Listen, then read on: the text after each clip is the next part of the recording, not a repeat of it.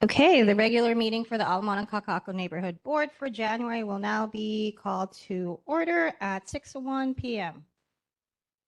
Thank you everyone for being here. It's still January 27th, so I could still say Happy New Year. So thank you all for being here this evening. Let's go ahead and do the roll call, Ms. Camelia. Chang. Here. Chi is absent. Farinas is absent. Hashimoto. Here. Hernandez. Here. Morella. Here. Charlize. Here. Rand. Here. Rice. Not here yet. Vanderbrink. Here. Chung. Here. 8 members present. You have quorum.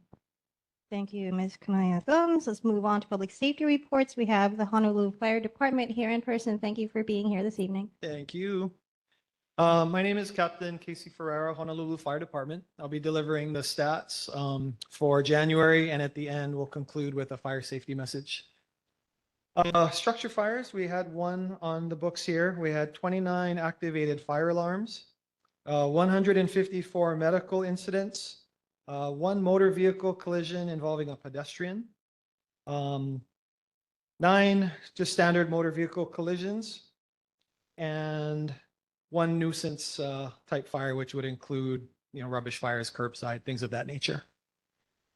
In terms of our fire safety tip and announcement, it has to do with electrical safety in the home this month. The message is check for electrical hazards in your home. Here are some tips to keep your ohana safe. Plug in 1 heat producing appliance, such as a coffee maker, toaster, etc., into a wall receptacle outlet at a time. Major appliances such as refrigerators, dryers, and stoves should be plugged directly into wall receptacle outlets. Extension cords and power taps or strips should not be used. Check electrical cords to ensure they are not running across doorways or under carpets. Extension cords are intended for temporary use. Have a licensed electrician install additional receptacle outlets to eliminate using extension cords. Ensure electrical work is performed by a licensed electrician. Those are the stats and the notes for January. Are there any questions? Captain Farah, thank you for being here this evening. Member Van Brink. I just had a question about the pedestrian accident. Was that on Kaka'ako? I'm not sure which one that one is referring to. If you are interested in exactly what incident that was, you can go to our HFD website, and there's a search tool for incidents. But in terms of which one this is referring to, I'm not exactly sure. It doesn't show on our reference sheet. Okay, thank you. Thank you. Any other board members? Hey, thank you for being here this evening. And I'll leave this with you. If you want to inquire, there's the email address. Thank you. Ready? Thanks. Okay, moving on to Honolulu Police Department. Do we have anyone here or online? Okay. Well, we'll move on to presentations. Members of the Screen Sustainability Lab were here in November, and unfortunately we had a blackout, so I'm glad that they have sent another representative for this meeting. We have Mr. Sage Murakami from UH Manoa. How's it, guys? Aloha kako. Sage Koinoa. My name is Sage Murakami. I'm a graduate student through Serene Sustainability Lab, which we'll see in a little bit how this plays a part in the Oahu Resilience Hub Learning community. And I'm also part of the HLC staff. We have a co-coordination between Lihue Foundation and Serene Sustainability Lab. So mahalo, guys, for making the time and having us here present to your Neighborhood Board 11. And we're going to get a little bit into what is the Oahu Resilience Hub Learning Community. So we are a community of practice. It's a little bit different than an active community hub, and we're dedicated to supporting the development of resilience hubs on Oahu and connecting the ecosystem of resilience surrounding them. So you see like a lot of resilience and hubs in that, and we're going to kind of break that down here with our definition to give you guys a little bit of context about what we mean by resilience. So in HLC, or the hub learning community, resilience definition is defined by the ability to survive, adapt, and thrive regardless of what shocks or stresses come our way. And basically, this just means how do we bounce back better when things happen, disruptions. And this is kind of more of a broad definition of disasters. So we can kind of encompass a little bit more of what we face here in Hawaii, more local level, but also broader level, like COVID pandemics, as well as big natural disasters. So yeah, next slide. We'll get into what is a resilience hub. So this is resilience, and now what exactly is a hub? So a hub is just a trusted gathering site or group that supports everyday community resilience. And what everyday community resilience we refer to as kind of like blue skies. When things are good, everything's operating good, no natural disasters, disruptions. But they also have this other aspect of during a disruption, they actually activate and support in a community response. So not only having this group that you guys meet, but also having a plan if anything were to happen while you're meeting, or just in general, having that community. And then this is kind of defining what blue skies, or giving some examples about blue skies and gray skies on these next slides. So what is resilience hub and blue skies? You see that's churches, kind of just everyday things you encounter on the left there. But groups that meet year round and they support their neighborhood or the community in some sort of way. These tend to be places where you go to support any time of the year, 365 a year.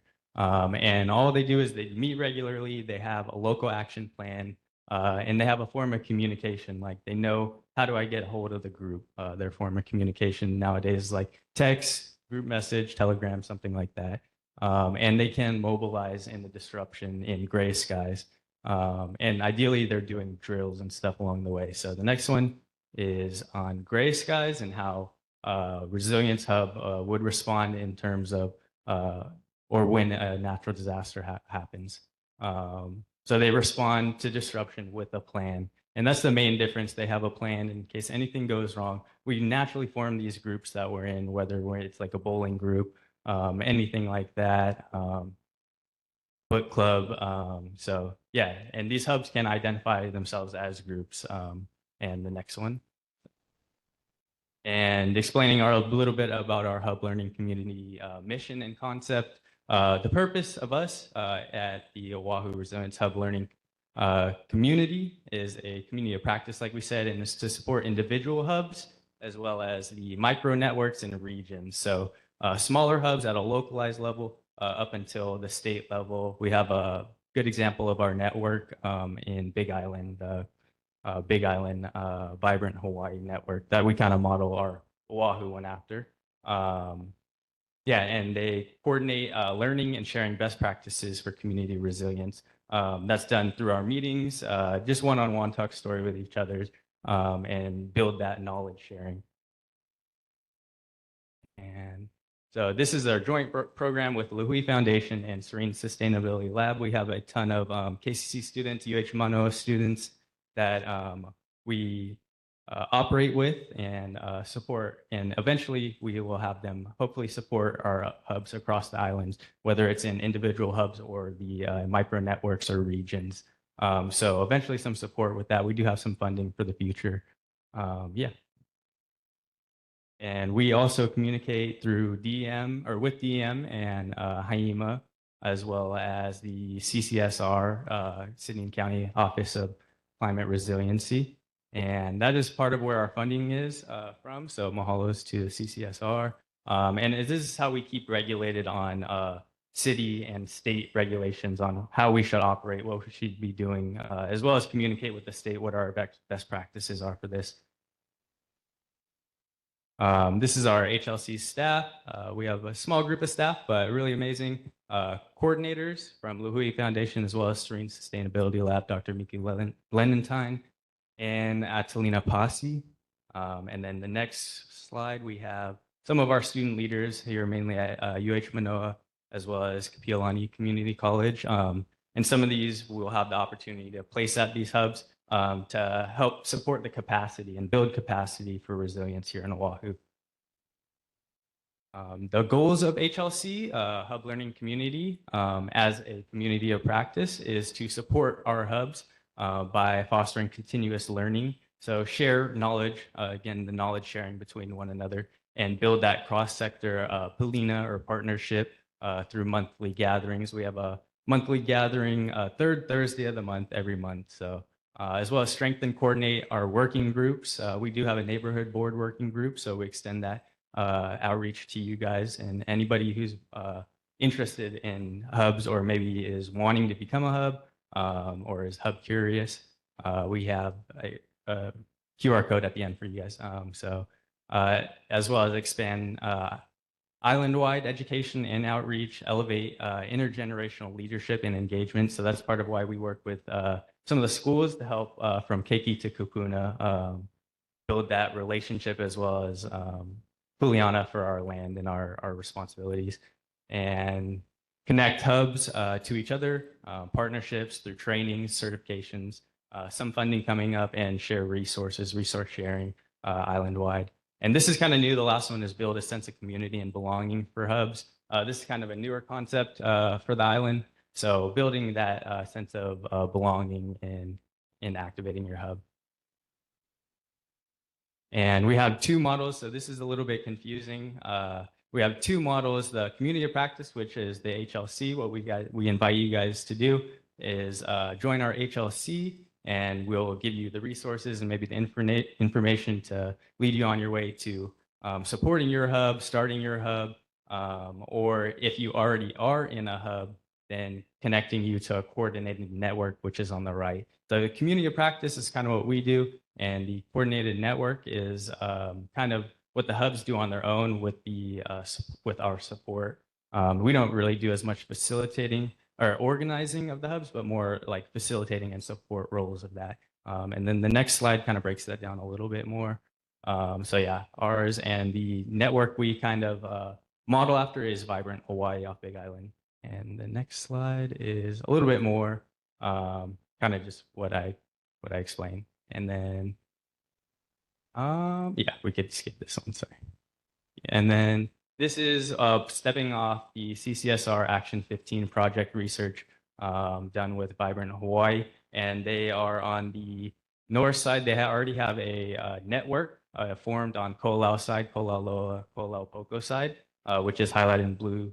And they already have around 12 hubs registered in that area. So we're trying to get all that, kind of organize everyone island-wide as well as support them regionally. So that's where we see the micro networks and regions kind of expand onto that, depending on where you're at. It's really INA-based and location-based. And we do have opportunities for leadership and guidance.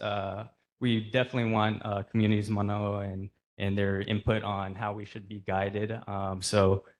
General members, welcome for Resilience Hubs Advisory Council. If you'd like to be on our steward committee for an advisory position, our leadership team, as well as our working group. So I said we have one neighborhood board working group on our monthly meetings. So definitely invite you guys to come attend and to see what it's about, see how you guys can get involved, see how it maybe relates to what you're doing already.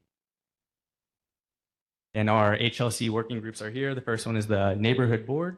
So we have that one. And generally, I run this one. So we just kind of have them talk about what's going on in their neighborhoods and how it relates to each one. I know Kalihi and Waianae, they're pretty far apart, and they had a lot of differences in what they wanted, but they also had a lot of similarities. So finding the similarities and supporting you guys, as well as others, next gen health hubs. So if you guys are interested in any of our working groups, definitely reach out. And we have a QR code there too, if you guys would like to become a member of our HLC community of practice.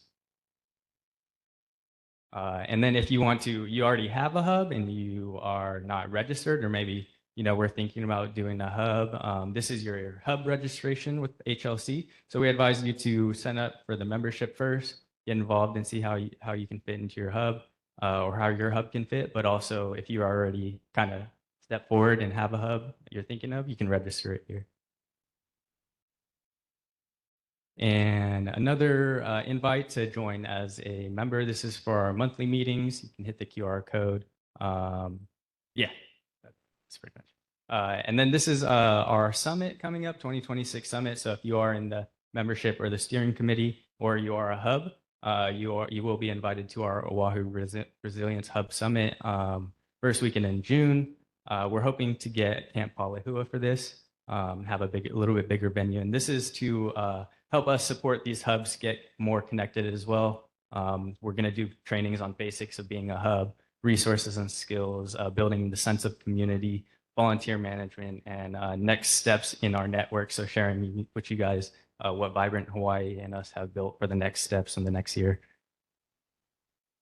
And some of our trainings, these are some of our trainings. And what's really nice is if you guys do decide to become a member of steering committee, part of the steering committee, you can vote on what our next trainings are. We want to keep it broad and diversify that to our communities and what our community needs. So it's really awesome to have that option to lead that steering committee and those ideas. These are just some of our trainings in the next year. Another invite for a family disaster and mental health workshop on the 29th. So if you guys are interested in that, January 29th, 3 p.m. to 4 p.m. virtual, hit the QR code, totally free. Just sign up right there.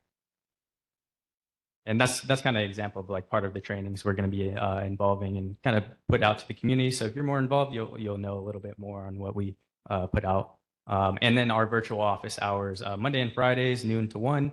Dr. Miku Lenentine and Atalina Posse will be there. So they are the coordinators. They have a way better understanding. So if you guys have questions, definitely stop into our office hours here. And that's pretty much it. Sorry if I went over a little bit, but I'm mahalo for you guys' patience and for you guys having us here today. I don't know if we have time for questions, but if Thank you. Thank you, Mr. Murakami, for being here this evening. Board members, any questions? Okay, no questions. And I do want to point out that we met your organization through one of our farmers markets outreach. It was myself, members Vanderbrick and Morales. So we thank you for coming back in, especially since November and didn't work out. And we know that Dr. Lenentine came in that time as well. So we appreciate you being here this evening. yeah, thank you for having us. Appreciate it. Mahalo is good.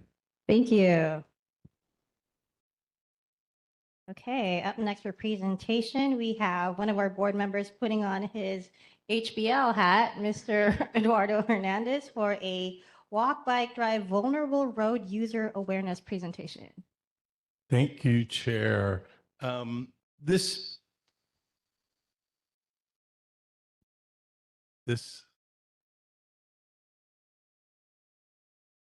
Yeah, thank you. Sorry about that. This presentation came out of a discussion I had with Chair. Last year was a really deadly year on our roadways across Hawaii, the deadliest in decades. And at the Hawaii Bicycling League, we work to help people to understand that we do share our roads. And it's important if we're going to get to Vision Zero that we need to know how to share the roads. And this is our mission to enable people to ride bikes for health, recreation, and transportation through advocacy, education, and events. We've been doing this for 50 years. This is just a picture. We really want to, the state and the city have committed to reducing vehicle miles here in this neighborhood. We have a really walking friendly neighborhood. We have a lot of bicycle infrastructure and would really help to reduce a lot of the congestion. Our work is based on the law of the splintered paddle, that everyone has a right to be safe on Hawaii roads, that people riding bicycles are considered vehicles under state law. And as cyclists, we fare best when we're treated responsibly and safely on the road. Here's our driver's manual. You'll notice that that hasn't changed in decades. That's still the same driving manual from the 1990s. But there it spells out the state law that governs cycling. Here's just a picture of, this is how vulnerable you can be on a bike. This person has, we put a cage around him to give him a little more safety. As I said, we all deserve to be safe on the road. So please join us in looking out for people who are riding bikes and walking. Check before opening your door. This is a big one. Someone in 2024 was killed in Waikiki when a door opened into the bike lane as a passenger was alighting. So always look before you open your door if there could be someone biking. Drive the speed limit. This is one of the main things that causes crashes. And please yield to bicyclists. They're a lot more vulnerable than people in cars. And so common, this is not all these slides apply, but we do a lot of education for people who drive as well as people who ride bikes. And you can find out information if you want to brush up on your skills on our website at hbl.org. If you've been driving lately, you've seen the signs on the highway, don't be a stinker, use one blinker. That's definitely helps for people to know what you're going to do. We say it for riders to ride predictably, and we ask drivers to do the same, to be predictable. And bad behaviors, things that we don't condone. We definitely don't condone riding the wrong way. We do like to use hand signals, and to be predictable is really important. Here's common signs. I don't know if some of the younger people on the board know what the second sign is with the hand going up.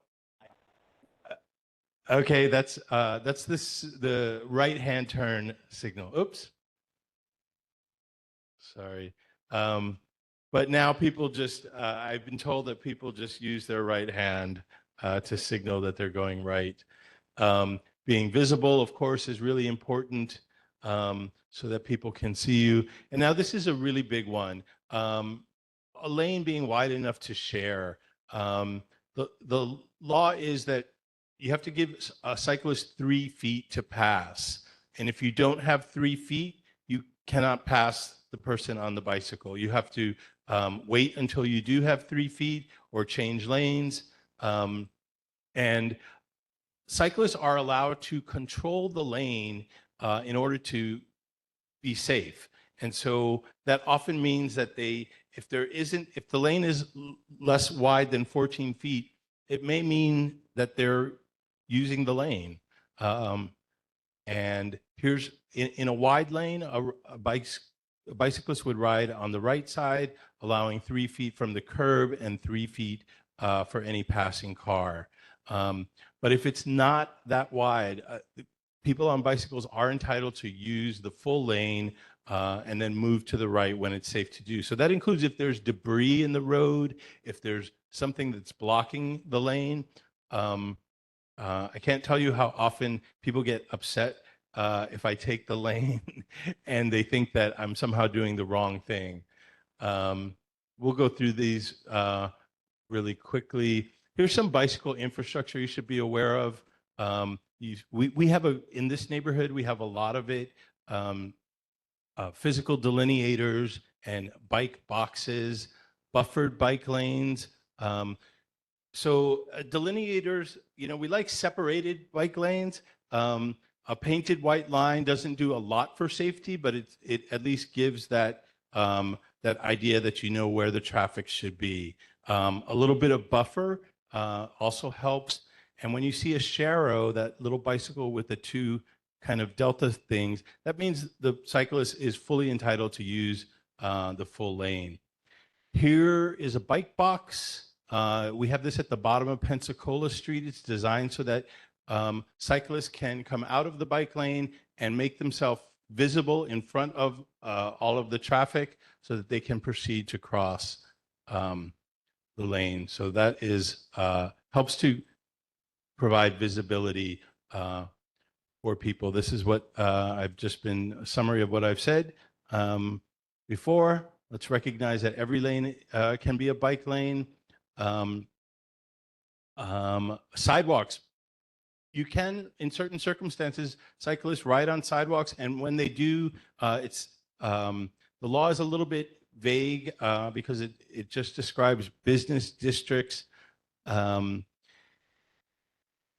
cyclists do it, or they're often doing it to prioritize their own safety. When they do it, they are required to be under 10 miles an hour and to make a audible sound before overtaking anyone that may be crossing. I'm going to go through these really fast because this is for another presentation. But you can go to our website, hbl.org, and find out how to register your bike, additional detail about bicycle laws. And this was thanks to our Director of Education, Malia Harunaga. And just want to say that it really is everyone's responsibility to share the road safely.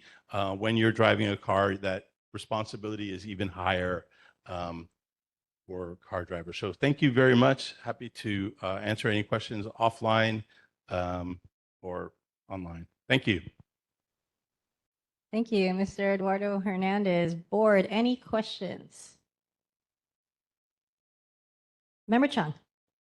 Can you hear me? Okay, so I just wanted to add to the discussion that when we talk about deaths here, which are way up, we're at something like a 20-year high, that those deaths are calculated if you die within the first 30 days after the accident. What that really means, if it takes you longer to die, and it often does, that the true picture of the danger of the roads out here and the importance of what you're doing is understated. That's much worse than it appears. In my own family, we've had several family members die from road-caused deaths. It took them much longer than 30 days to die. So the problem is stated sometimes on a national level. It's about 10 times the number that here in the state, it's about 129 last year. So it's 10 times that number that are serious injuries. So this problem is much more severe than people realize. They say, oh, well, it's only about 100 people. It's only about 80. It doesn't seem like that big a number, but that's a very understated number. So it's important for people to realize that. Thanks for your work. Thank you, Member Chung. Any other questions from the board members? Okay, thank you. I address Member Hernandez as Mr. Eduardo Hernandez because of his HBL hat.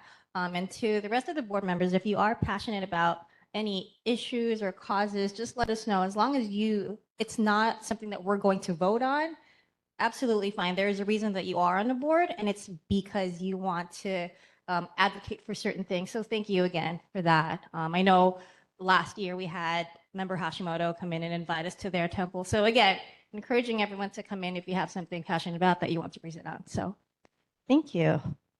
Okay, I do want to acknowledge Member Chi's presence. He came on at 6:20 p.m. Member Chi, thank you for being here. I know it's been a busy evening for you, so thank you. Okay, moving on to board business. So board statements for 2026. I added this on here because we did not get to do a Thanksgiving board statement since because of the power outage. And that was a pretty nice tradition that kind of grounds us and reminds us of why we're here to begin with. And so I wanted to do something similar for this year. So I'll start. I am thankful for this board. Everyone is very passionate, especially coming in regardless of whether or not they're sick or they ran into things. I'm very humbled to be part of this board. I also want to, as part of my goal, is to make sure that we get more people coming in. So that'll be more outreaches, going to more events. If there was a particular member that I want to acknowledge for 2025, again, I appreciate everyone, but the one member that has been in more meetings than I can possibly imagine is Member Dale Vanderbrink, who has been there for every single meeting in and out of the board. So thank you. So I'll go ahead and start it off with Member Hashimoto. Hello.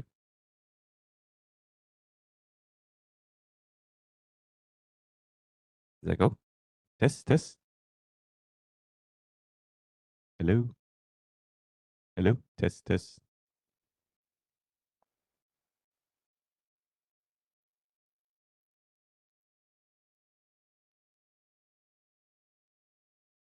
Test, test, test, test. 1, 2. Test 1, 2, 3, 4, 5, 6, 7, 8, 9, 10. Test. Test. Thank you, Chair Lee. Actually, as well. I'm very thankful for being part of this board. At last, been a couple years. Coming into the meeting, seeing everybody, and meeting all of you, and our great diversity in the things that we do, and we're watching out for, and getting to know everyone. I'm very thankful for all of you and all the hard work that you all do. Thank you. I'd like to concur with what Board Member Hashimoto says and with wonderful work of our chairperson Lee. I think both Ms. Lee and Mr. Vanderbrink are just diehard leaders and mentors for us. You show what leadership is, and I appreciate that. You're great role models for me. I hope I can live up to what you are, and I'm very honored to be a part of this board. I think we do great work, and we really care about our neighborhood. So thank you. Thank you to everyone on this board. Yes, thank you everybody for participating. It's rather important work that we do. But aside from that, and we can pat ourselves on the back all we want, and that's really good because nobody else is going to do it. But what I wanted to say was, normally we do this around Thanksgiving. So I'm thankful for the people on the board, HPD, of course, and fire department. The first responders, they do an incredible job. And you talk about the people that when there's trouble, they're running to trouble versus most people are running away from trouble. So their bravery and courage are just stellar. But since this is a new year, I have something else to say. So I want to wish everybody a happy Chinese New Year. And it's the year of the fire horse, if I'm not mistaken. So it's going to be a fiery, energetic year. Probably going to be very unpredictable. So that's probably par for the course. So have a good year and just be careful. Thank you.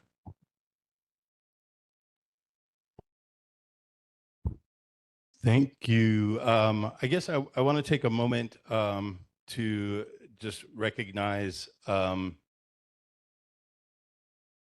that we're very fortunate to live in this multicultural community that we live in, and take a moment to realize that in spite of all of the challenges that we have, we're not currently living in a war situation like people in Ukraine. We haven't been the things that are happening in Minnesota weigh heavy in our heart when we see the First Amendment being whittled away and people's rights to question their government are threatened.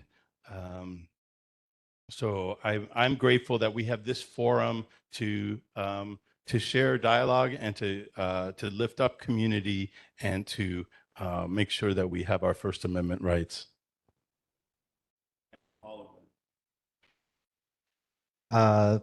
So I'm thankful for really everyone on the board because it's really a team effort, and that includes NCO and Olelo and really everyone to be able to put this on, to be able to have these meetings and to be able to share our voice and have people tune in person and online to be able to participate in this forum, because really this is a team effort. And so really my thanks goes to everyone for making this possible. Yeah, I like to second that. I like to thank this board incredibly. As this being, or last year being my rookie year, I was surprised to have my ideas being taken seriously, to go to these swap meets and have crazy ideas and still be pushed along and have people on my side during those events. And it takes a lot of patience, definitely beyond the sport, listening to some people. Some people would hear these people and say that they're rambling or not focused in what they're trying to say, but I've seen the members of our board with immense patience being able to address and speak to the specific issues they're on, and that's really something amazing. It's actually something that a lot of people don't end up having, and it's really awesome what our board can do through that. Definitely through this year, I want more community engagement too. I know I've been saying it, but you're the horse. You know, it's time to start running and getting these things going. And that's just going to be done through going out in the community, getting out on social media, and getting more people knowing about what's going on in the sport. I think this neighborhood is incredibly exciting and amazing with all the development that we've been having, all these towers popping up. And it's important that with that, we're still getting our public amenities taken care of, get the schools up, have more outreach for the homeless through the community, and many more needs that that our community has through that. And I think that can also be done through putting political pressure. It's definitely beyond this board that brought me to the legislature that I'm working on. And yeah, I think there's a lot that can be done on this board and showing what we can do. I want to thank people for contributing, and in particular, the people on the Action Committee. I think that there are successes we can point to that have come to show what the neighborhood board has the potential to do, which is to really spend time examining the issues and getting the city council to act. Okay, we've been successful at that. I know that during my tenure across maybe a decade, that we've gotten substantial funds allocated. And that's a very big deal. We're just an advisory group, but we do have impact. And the Action Committee has been persistent and has had recent successes. So I just want to congratulate the Action Committee in particular, but the board in general, for helping keeping the community involved and succeeding where otherwise these issues would not have succeeded in getting improved community going. Okay. So finally, I'd like to say that historically speaking, I think that we're involved in something that is going to be very challenging for our community. And looking forward to what's going to happen with technology here in the islands, we are potentially faced with really sweeping changes that the board is going to have to deal with. And so our work is going to become more important in the next 5 or 10 years. And I thank people for contributing to that future so we can make a better Honolulu for everybody. Thank you, Member Chung. We'll round it back up to Member Farinas. Hello, everyone, and Happy New Year. And what I'm most thankful for is this venue. And what I mean by that is that we can come together not only as a neighborhood board, but for our neighbors and the residents of the community that has a place to voice their concerns and to be heard, to be seen. And I'm especially proud of the young people that we have here. Ka'ili, I was listening to you and I'm so impressed because earlier, when you first joined the board, you were very quiet and shy. But this is what I, as an older person, gets to look forward to, the next generation, to bring you folks up and to present you folks forward so that we can start recessing back and let the young people with all the energy and the fervor to stand up and have a voice, not just for yourself and your generation, but for all of us, our community, regardless of your politics, your age, your demographics, what have you. So I'm most thankful for that. And just in closing, with everything that's been happening in this world, I just wish that everyone is well and happy and can be at peace. Thank you. Okay, thank you, Member Farinas, for rounding that up. And lastly, we have Member Chi, who is online. Hello, everyone. Can you hear me? Yes. Awesome, thank you. I apologize. I have to keep my camera off. I did just come from a car accident. But yeah, I guess something that I'm very grateful for is this board. There's so many things that in this world that I have had little faith or little trust in. And maybe some of us are feeling that way too. But one thing that I've never doubted, questioned, or felt like I couldn't rely upon is this board. This board has been an absolute bedrock in this community, in my own life. And I know many of you feel the same way.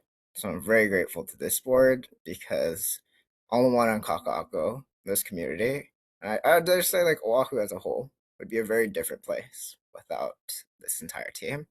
I'm also grateful for the community members who make this possible. Wouldn't be much of a board if there was no community to be here. I'm also grateful to the NCO team, to Olelo, everyone who does the behind the scenes work, especially Chair Lee as well, for making the behind the scenes of the board happen. I know there's a lot of legwork that allows us to do the work that we do today. So thank you for doing that. And then I think lastly, I'd like to just thank all the people who help to support each and every one of us. We all have family, loved ones who make our lives whole. And I think they give us the strength and energy to do the things that we do. So bless them, bless all of you, and thank you, everyone. Happy New Year. Thank you, Member Shi. And to echo what everyone said, we do thank Olelo and NCO and Ms. Kamea Gomes for being here for every meeting. So to document and make sure that even though we could use more community members in here, people can always go back since this is all recorded for posterity. So thank you for helping us out with this. Moving on to approval of October 28th, 2025 regular meeting minutes. Does anyone have any edits, comments, concerns?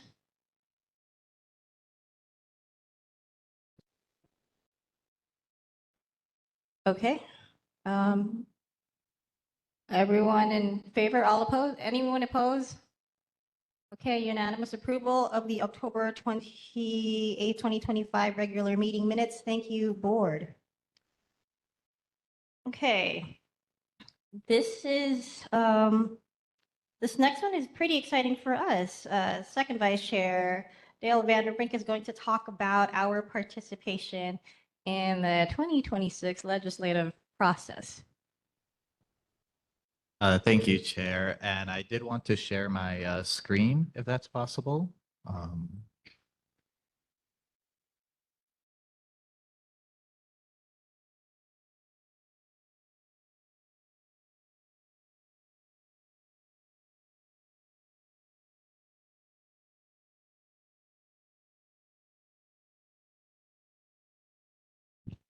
Okay. So to just kind of start this off, one of the things we do talk about here is getting more involved in the community and getting the community more involved in the board.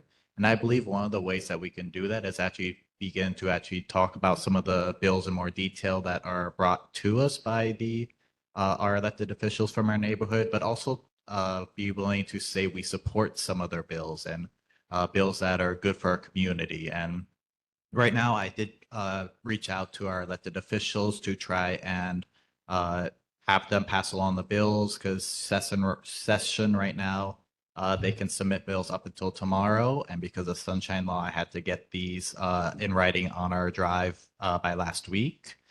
So some of these you'll see, starting with Representative Yomoto. She did give me one of her bills and then referred me to her carryover bills, which are from 2025 that are still alive in this session. So I did go through that and I selected the ones I think that are best for our neighborhood, that I think we can support and are good for our community.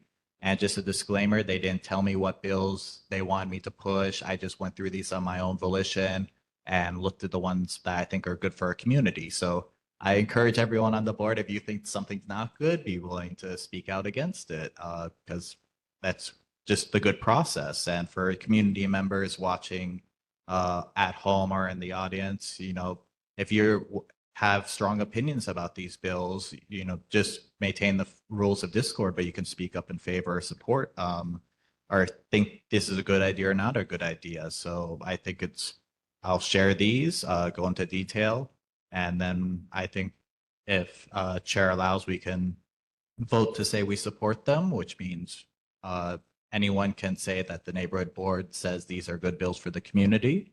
And I'll just start from there. Oh, sorry, one last thing was I do only have Representative Imamoto's and Representative Old's bills currently because I didn't want to take up the entire or half the meeting talking about them. I selected 4 from each of the representatives. So I'll just go over the first slide and ask if there's any questions from our board that I can answer before the next one. So starting with Representative Iyamoto, these are 2 carryover bills from 2025.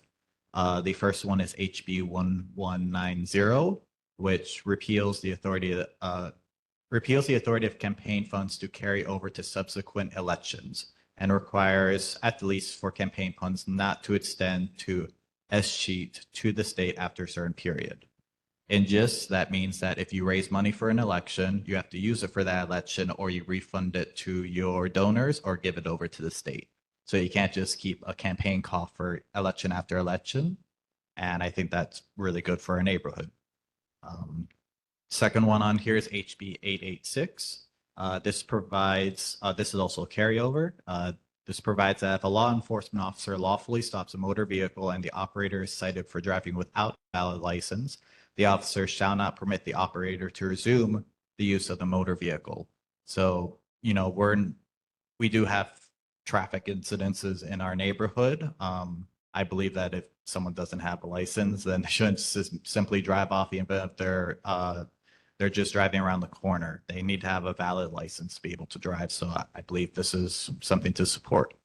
Before I go to the next slide, any questions from? So then the other 2 bills from Representative Iyamoto, HB 1314, requires that all schools develop plans to execute mental health check-ins with their students, grades 6 through 12. Pretty self-explanatory. I think it's good for our keiki to be able to get the mental health foundation in our schools, especially with everything that they deal with growing up. And that was also a carryover. The next one here is actually a new bill. I will admit I'm not as familiar with the subject matter, but I do hear a lot of people supporting it. So I think I put this on there, and maybe condo owners on the board might be able to weigh in. This is HB 1806, which allows funds from the Condominium Education Trust Fund to be used for educational and resources for condominium unit owners as primary stakeholders in condominium guidance. Requires the Real Estate Commission to ensure that condominium unit owners are recognized and included as stakeholders in educational programs, consultation advisory committees, task force, and police development activities. So it's my understanding that condominium owners don't have a say when there's fees or other things that are assessed on their unit from real estate groups or commissions or other state entities. So I think this allows condominium owners then to actually have that say in what's happening. And one of the descriptions was a fee that was applied to a condominium unit owner. They just got that in the mail and said that they owed a fee as a result to repairs that were being done on their property, but they had no say in that process until they got that bill.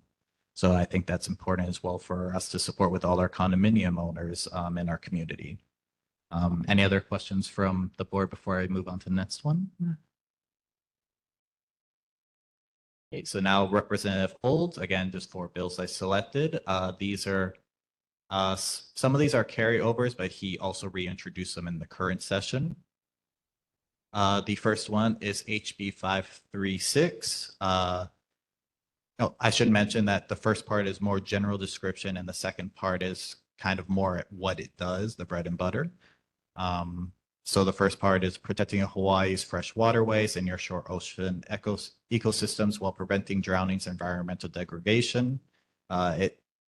This does that by prohibits residing in or within 50 feet of a freshwater waterway. So for example, on Kalakaua, you have that waterway on the Diamond Head side of the road. There are people that do reside in there and somewhat live in there, and it is kind of a danger both for them and pollutes the waterway as well with a lot of the litter that they do leave there. So I think this is important for that area. And that's its HB 1958. Keeps public bus stops safe, clear, and accessible for riders, especially kupuna, keiki, and persons with disability.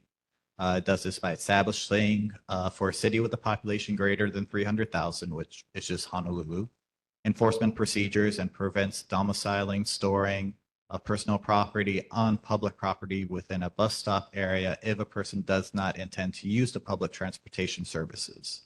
So I've seen a lot of homeless people that have basically been living in bus stops, which is very detrimental for riders that want to get out of the sun, want to get out of the rain and wait for their bus. And I do very much believe that bus riders should be able to wait for a bus as equally as homeless people who want to ride the bus without having to compete for that bus stop based on who's living in there and who's not. Any questions before I move on to the next slide? Thanks. Representative Olds might be able to answer that since he just walked in the other room, but from my understanding, this is a bill that was from last year, and he also reintroduced it this year.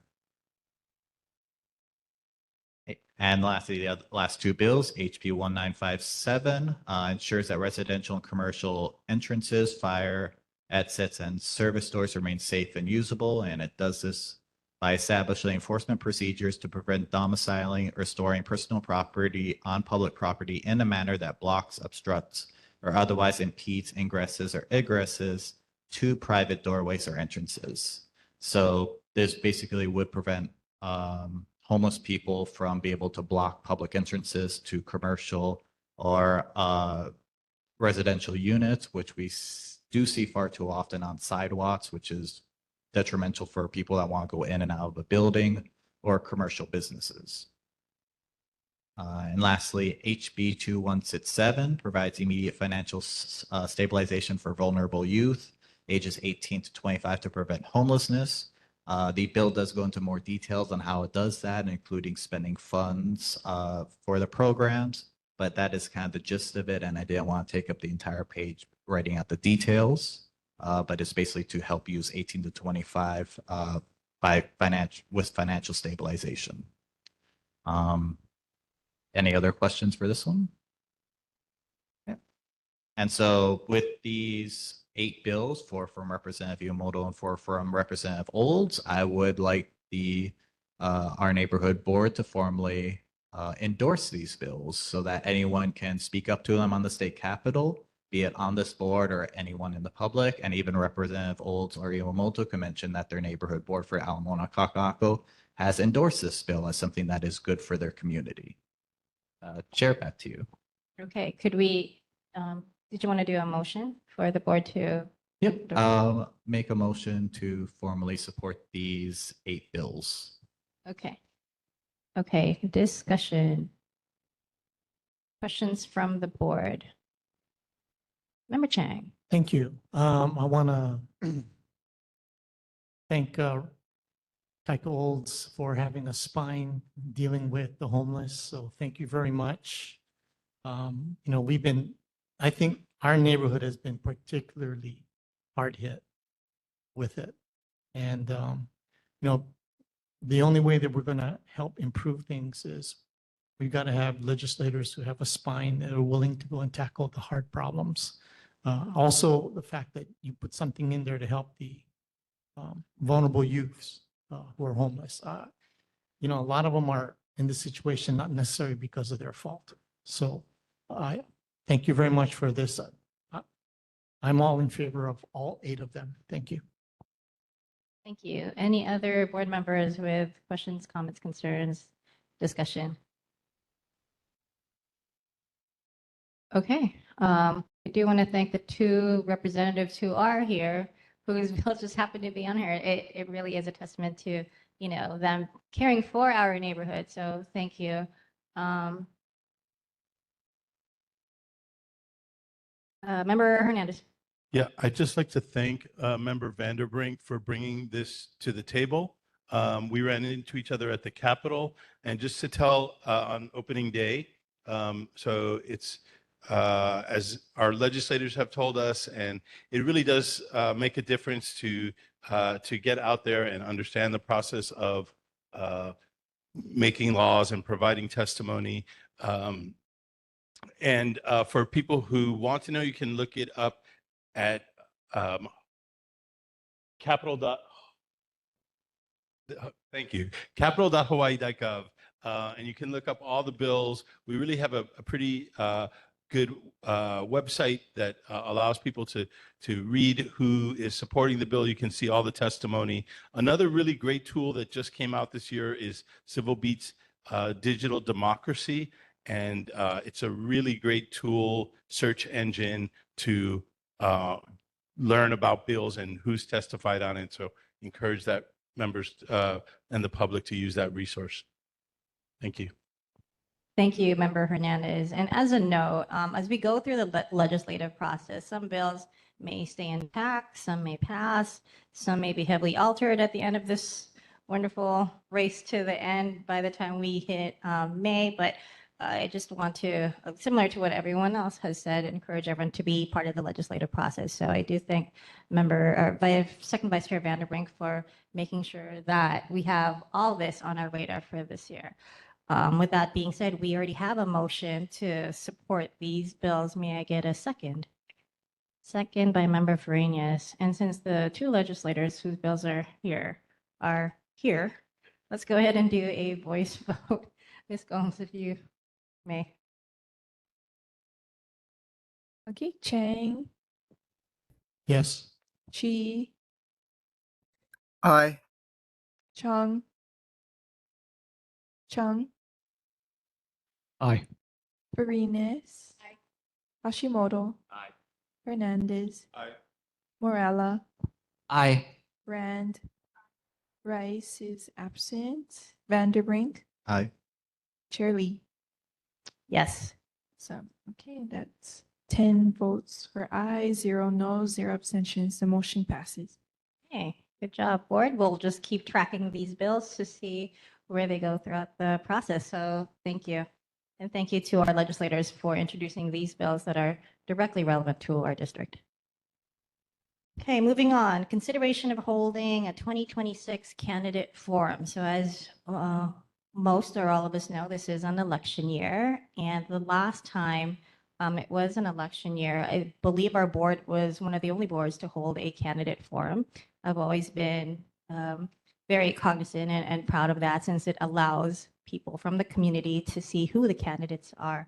And I would like to see if we can discuss having one either at the primary or right before the primary or right before the general election.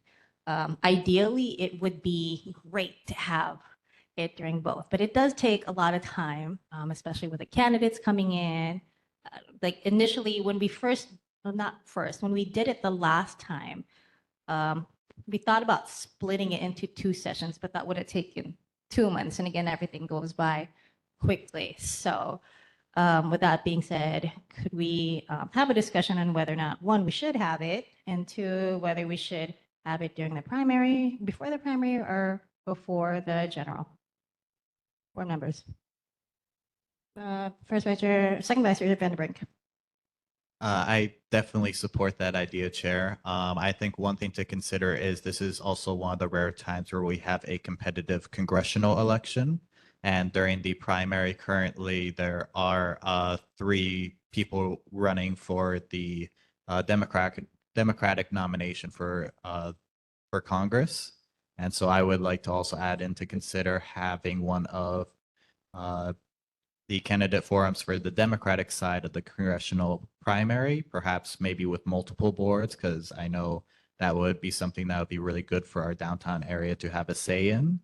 Not to dismiss the Republican side out of hand, but historically our congressional district has voted Democratic. So I think it's very important to have a candidate forum on the congressional side for the Democrat side before the primary. Thank you. Any other board members? Okay, if we can get a motion, we can figure out the date as we go down the line, since it's January, but we do have to figure it out soon. So if we can get a motion to hold Oh, Member Chang. Maybe I'm mistaken. Did we ever get congressional? I do want to address that and say, no, we That- have that- not gotten That's my point. congressional. That's my point. Any Member Vandenbrink? I can just say for the congressional side, I know Representative Bellotti is very interested in holding a forum. I've actually broached her and asked her if she'd be interested, and she is enthusiastic about it. Senator Keiko Hole, I'm not, haven't been able to talk to him about it, so I'm unsure. And Representative Case, I haven't met him, but he is holding a talk story in the downtown area.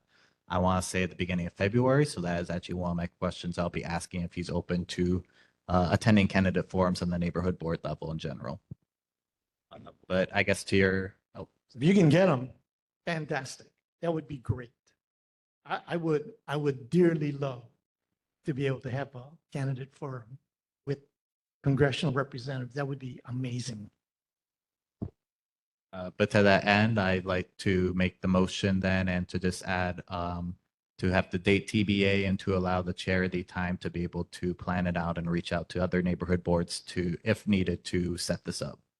That'd be my motion. Thank you. Would anyone like to second motion from, okay, motion is seconded. We'll just do, all in favor, say aye. Aye. All opposed? Okay, our board has unanimously agreed to hold a candidate forum this year. Thank you, board. Okay, moving on. The time is now 7:02. We are now moving on to consideration of resolutions. These are two issues that have been on the forefront. The first one is the bribery case involving a state legislator. If you folks have been following the news, the AG has agreed to do an investigation. And I am going to hand this over to Second Vice Chair Vandenbrink to go over the resolution. Thank you, Chair. If I look tired, it's because doing a lot of busy work for the last 2 weeks. But yes, so this is my first resolution here, which is urging the legislator to investigate the reported $35,000 payment. To start off, I know this is starting to get in the news the last week, but for people that don't know, about 2021, Representative Ty Collins, who was one of the two elected officials caught in the bribery scandal, he was working with the FBI and had a meeting with an unknown business leader and an unknown influential legislator. And during that meeting, it was reported that the influential legislator got $35,000 in a paper bag. We don't know the businessman or that influential legislator, and that's become a point of contention, especially as the statute of limitations on a crime, on a campaign finance crime, which they are suspected of, runs out at the beginning of next year. So if their name goes unknown through the beginning of next year, then they basically got away with a crime. And I believe it's very important to be able to unmask that person and be able to see if it's a current elected official and if they did, in fact, commit a crime. Did you want me to read the whole resolution, Chair? Yes, so we have it on record. Thank you. So whereas the neighborhood board is a citizens advisory board whose purpose is to increase and assure effective citizen participation in the decisions of government, and whereas in the filing in federal court by the United States Attorney's Office for the District of Hawaii, report that in 2022,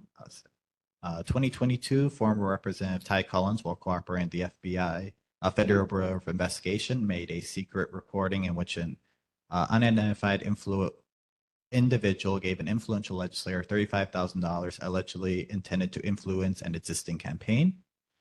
And whereas to date, no federal charges have been filed in connection with the reported transaction and the identity of the influential legislator, who may be a current legislator, has not been publicly disclosed. And whereas no state agency and no House of the Hawaii State Legislature has commended a public investigation into this reported transaction or determined whether it may have violated any state criminal laws, ethics rules, or campaign finance laws.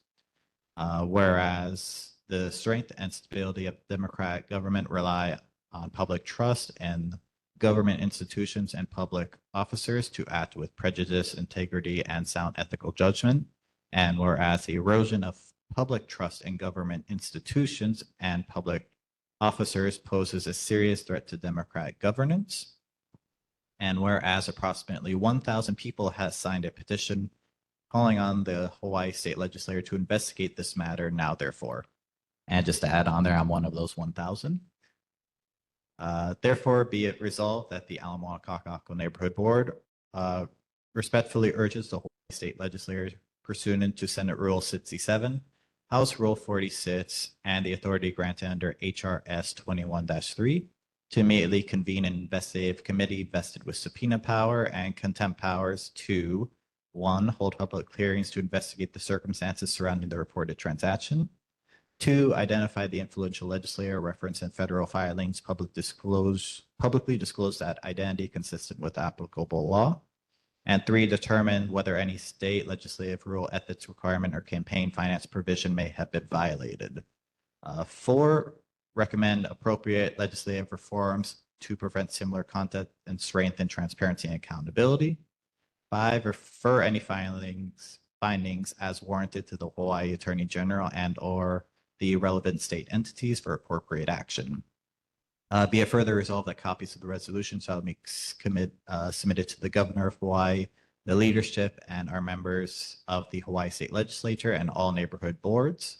And I included the email address of our legislators as well as the Senate President and House Speaker. And if I might just add on the last part, I did not write most of this. This was actually as part of the petition. I just added on a few minor things, but copied and pasted most of it verbatim with permission of the author, Alexander Serpent. Thank you, Second Vice Chair Vanderbrink. I believe another board had passed a similar resolution. Was it Kailua? Yes, I heard that the Kailua one was, I don't know if they passed it or consider it, but yes, they did hear it. Okay, board discussion.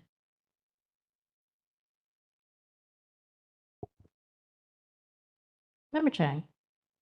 Yes, thank you very much. I think we do need to get to the bottom of this.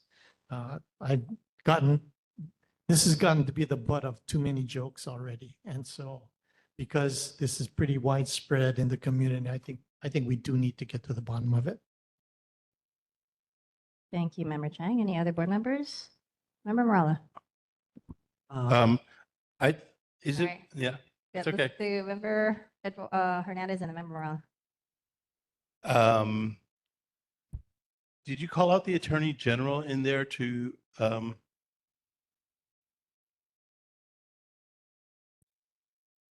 I believe I mentioned asking them to investigate this. Yes, I did start drafting this about 3 weeks ago. I know in the last week and a half, a lot of action has begun to be taken, but it still hasn't gone what this reso has asked for. Would it be possible to just add that also to ask that the Attorney General just immediately let us know, is this person a sitting legislator or not? I believe the Attorney General actually said they don't know. No one seems to know who it is other than Representative Ty Cullens, the unknown businessman in the meeting, and the U.S. Attorney General, or the United States Attorney for Hawaii. So the Attorney General for Hawaii actually doesn't seem to know, but I think your question is, can we forward this to the Attorney General? Can we call one of the petitions, that this neighborhood board calls on the Attorney General to immediately inform the public without even getting to the name of the person, to simply tell us, is this person a sitting legislator or not? That would preserve all of the rights that person may choose to use in a defense. If there are any charges brought, I can understand why they might not want to name someone, but just the fact, is the person a sitting legislator or a member of the executive branch, would be helpful for us to know? I do see, so on the first resolve clause here, it does indicate to, or sorry, the second part of the be it resolved clause says to identify the influential legislature. I think this is better suited though for the state senate and the House of Representatives here, because the attorney general doesn't fully know who it is, or they probably don't know who it is. And the idea of this resolution is to basically ask the current legislature, the House and the Senate, to identify who that person is via their subpoena power. If you want, I can add on here and be it further resolve clause to make sure that this does go to the attorney general. So make sure that they know that our neighborhood board supports an investigation and wants to identify who this is. Is that That would be good. okay? Thank you. So we'd have to change the motion to support the resolution with the suggested amendment from Member Hernandez.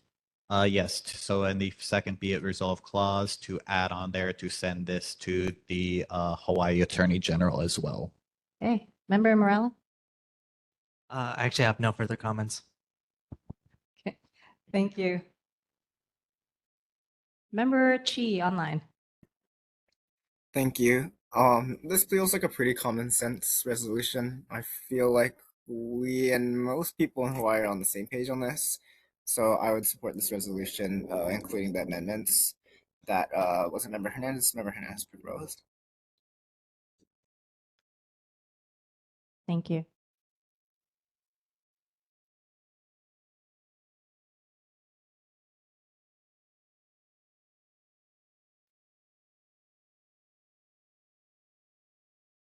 Okay, so we've already made a motion to support this resolution with the amendment proposed by Member Hernandez. Do we have a second? Second. Okay, seconded by Member Chang. All in favor, say aye. All opposed? Aye. Thank you, Member Chi. All opposed? Abstain? Okay, unanimous support for this resolution. Thank you, board. Let us move on to the second one, which concerns bus fare increase.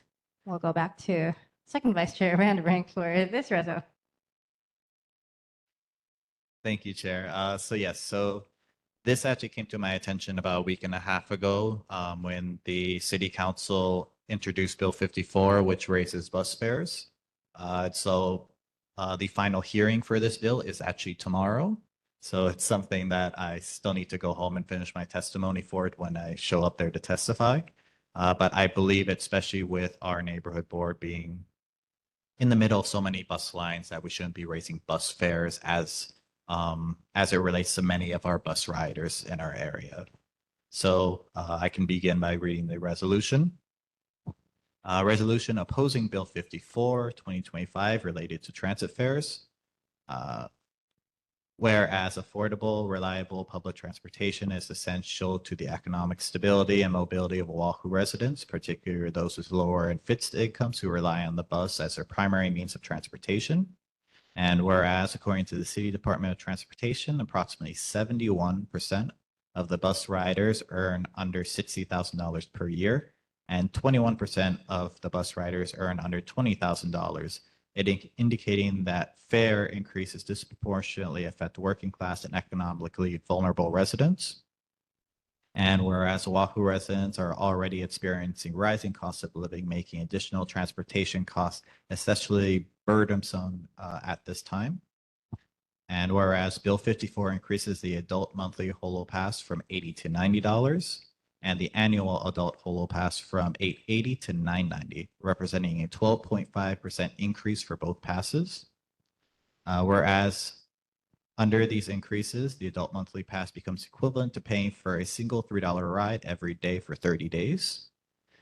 And whereas Bill 54 increases cash-only fares for discounted riders, in order to incentivize the use of the holo card, despite the fact that riders who pay the cash fare are often those with the least access to banking services, smartphones, or stable housing, and therefore are among the most financially vulnerable transit users. Bill 54, whereas Bill 54 reduces the free transfer time window from 2.5 hours to 2 hours, which may result in riders being charged for 2 separate fares when traveling long distances or making transfers during periods of traffic congestion or extended wait times, such as trips between central Honolulu and areas like Wahiawa or Leeward Coast. And now, therefore, be it resolved, the Ala Moana Kaka'ako Neighborhood Board opposes Bill 54 due to its cumulative financial impacts on the bus riders and its disproportionate effect on low and moderate income residents.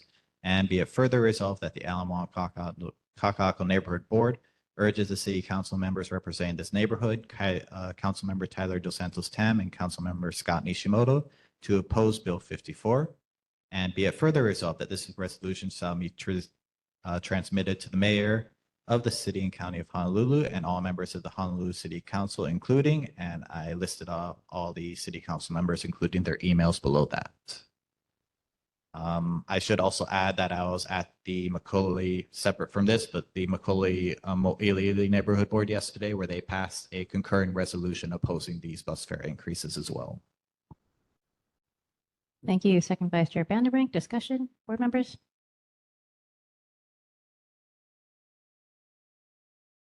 Okay, Member Chang. Thank you very much. I think that's great. There's a lot of truth to what you put into the resolution. So I definitely in favor of it. And as a person who for years rode the bus and used the holo cart, I even asked them are you guys going to do something like maybe have a mobile app or anything like that that's going to help other people use it? They said no plans for that. They just want to use the holo cart. But you still have to be able to load the holo cart. It's easy if you have a cell phone. Not so easy if you don't. So what you're saying is absolutely correct. So I definitely support this. Thank you, Member Chang. Any other board members? Member Chung. Thank you for a well-crafted resolution. Great work. Thank you, Member Chung. Any other board members for discussion? Okay, and again, we commend Second Vice Chair Vanderbrink for doing all his research and his due diligence and reaching out to relevant entities and composing these resolutions. So with that being said, may we get a motion to support this resolution opposing, relating to transit fares? Okay, second? Okay, all in favor, say aye. Aye. All opposed? Abstain? Okay, again, another unanimous resolution. Resolution passed unanimously. Thank you, board. Moving. Oh, absolutely. Go ahead. I just want to mention again that the city council meeting, hearing this is tomorrow starting at 10 a.m. So if anyone wants to go down there, even last minute submit testimony online opposing Bill 54, you're more than welcome to. It's the city council website. Just look up the session starting tomorrow, and it's very easy to submit or just show up in person. I know I've got probably about 6 people showing up with me, and I've heard even more are going to show up opposing it. So thank you, Second Vice Chair Vanderbrink. Okay, moving on to attendance, presence at other meetings and events. Does anyone want to speak on past events or meetings they went to that is relevant to our board or our community?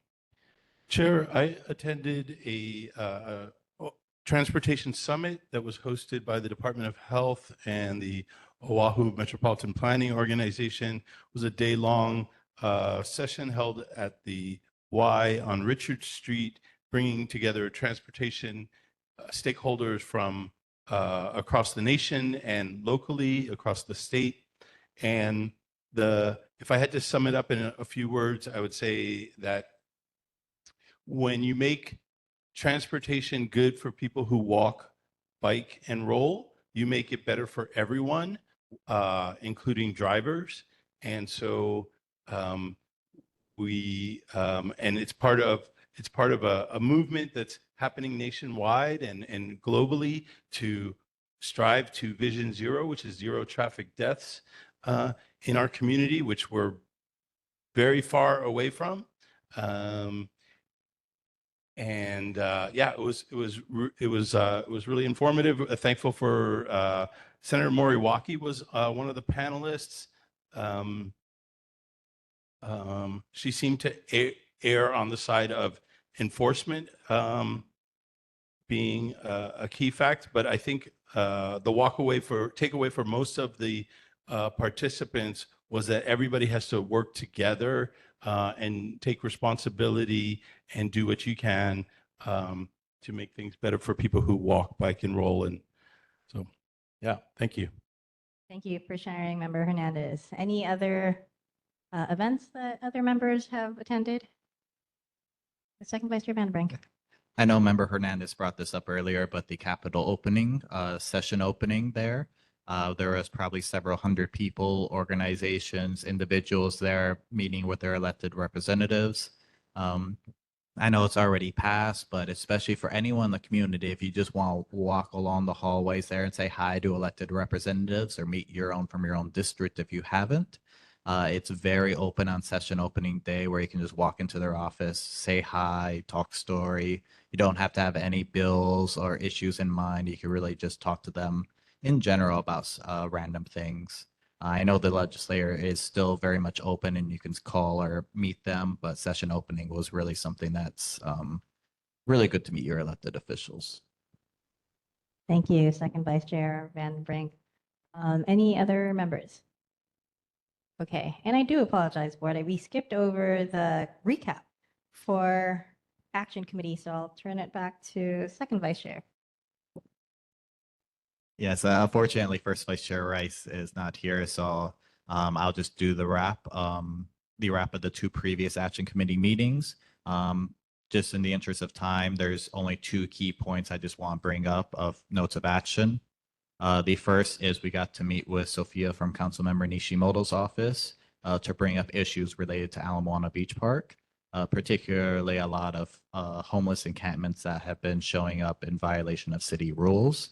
And it's not to disparage the homeless that are there, but it is becoming a bit of a frustration with residents and businesses that do utilize the park and want to be able to go through without a bunch of tents and homeless people lying along the sidewalk.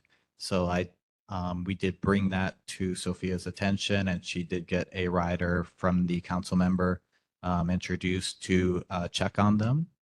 And the second part was dealing with the signage at the park and how there was a lot of the signage were covered in graffiti, stickers, and unreadable. So Councilmember Nishimoto also got a rider to introduce to try and look at the signage and see if they could be replaced.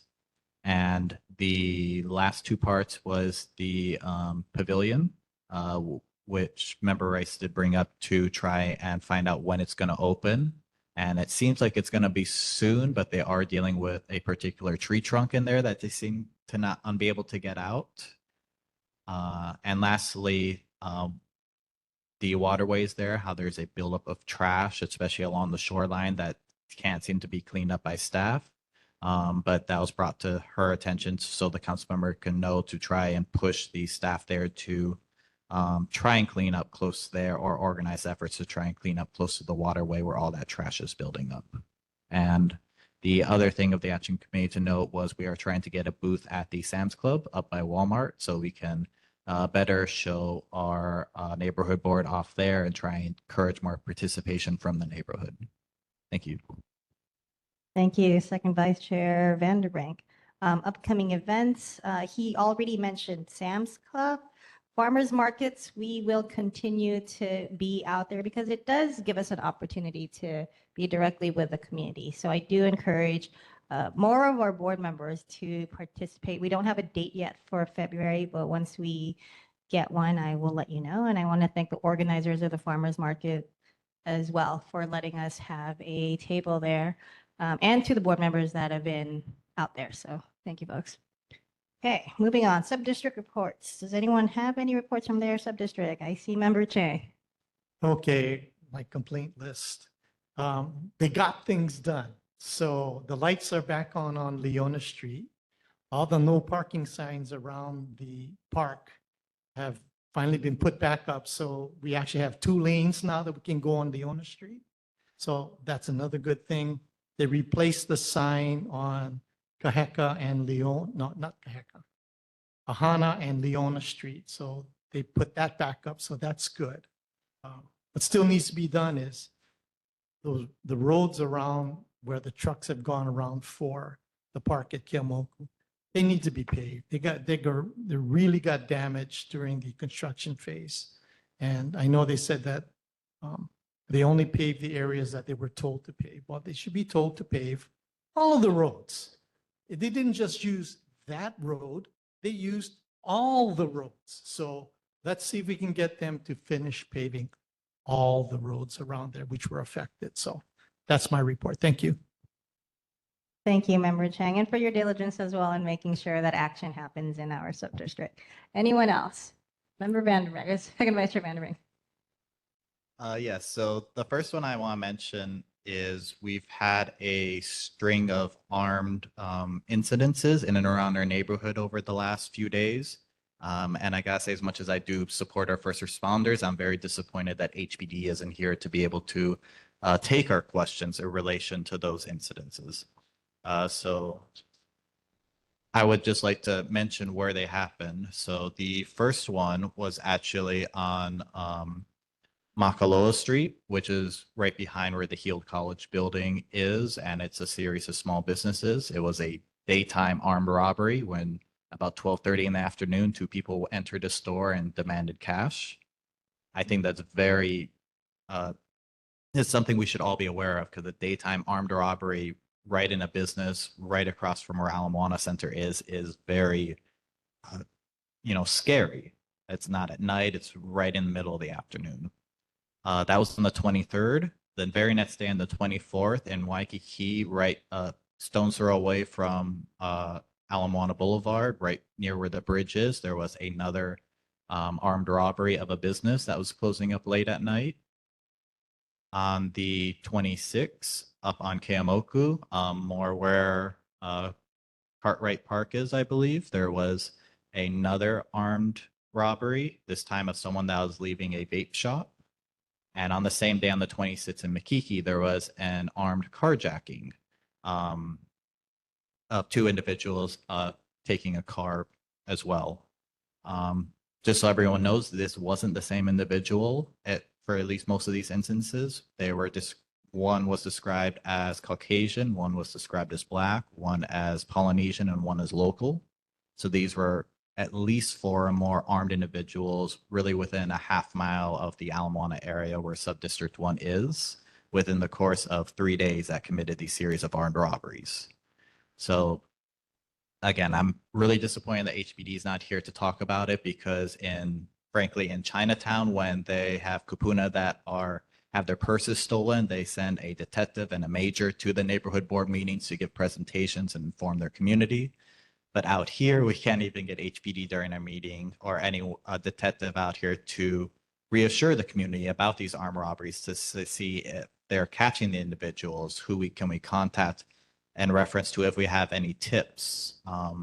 And, from my perspective, I'm walking home after this to the Ala Moana area, and that's something that I worry about now with these series of armed robberies.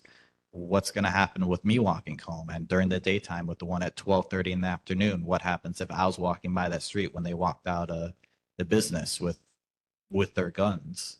So that being said, I would like to ask Chair Lee if she might be able to email HPD and maybe even get a detective here next time to be able to talk about these incidences, even if they are just isolated and stop after this, just to be able to help reassure the community about crime in the area, to reassure our residents and businesses. Yep, that's what I have for my sub-district report. Thank you, Second Vice Chair Vanderbrink. I'll see who we have as a contact for HPD. And again, if you do need a ride because of safety reason, I can go ahead and drop you off as well. So because we are neighbors. So, hey, any other sub-district reports? Member Chung. So I did attend an event on a bright note, which would be the Honolulu City Lights at Thomas Square. That thing was wonderfully well attended. And my understanding is it didn't cost the city and county money to put up those lights. That was a private company that donated their services. Also, there was various nonprofit groups that also supported the event. I want to send a shout out to these people. It was well received. It's a great example of how we can make the city better without costing taxpayers additional funds. Thank you, Member Chung, for that report. Our board did participate in the parade, so next year, if we do it again, board members are welcome to participate. So thank you for that. Okay, moving on. The time is now 7:31. Residents and community concerns. Do we have anyone from the community? Okay, we'll go ahead and have him first, and then you can go up, ma'am. If you could state your name. Hello, everybody. Alex Beatty with adoptsheridanpark@gmail.com.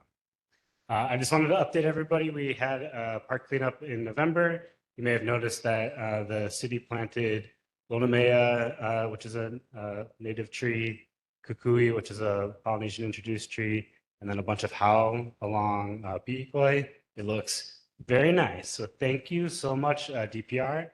And then at the cleanup, we had Member Vanderbrink came, and Member Morala came, and some electeds came as well. So thank you everybody who came. I'm planning the next one, which will be probably late February, early March. So if you want to participate, email me, adoptsheridanpark@gmail.com. It'll be a park cleanup, and then I'm trying to figure out what other little projects we can do to get things improved over there. I haven't heard anything lately about the status of the playground, but I'm reaching out to DPR this week to try to get some information about that so I can plan future events. That's it. Thank you all. Thank you, Mr. Beatty. And thank you for continuing to update our board. Okay, ma'am, you can go ahead and state your name so we have it on the record. Hi, my name is Amy Fuller. I believe Chad Bosden emailed you, and I didn't know if I could share some of his slides or if you just want me to talk. You can go ahead. Okay, so I'm here about airplane noise, and I have a flyer. And then also a resolution that was passed in Diamond Head. So I wanted to pass these two things out.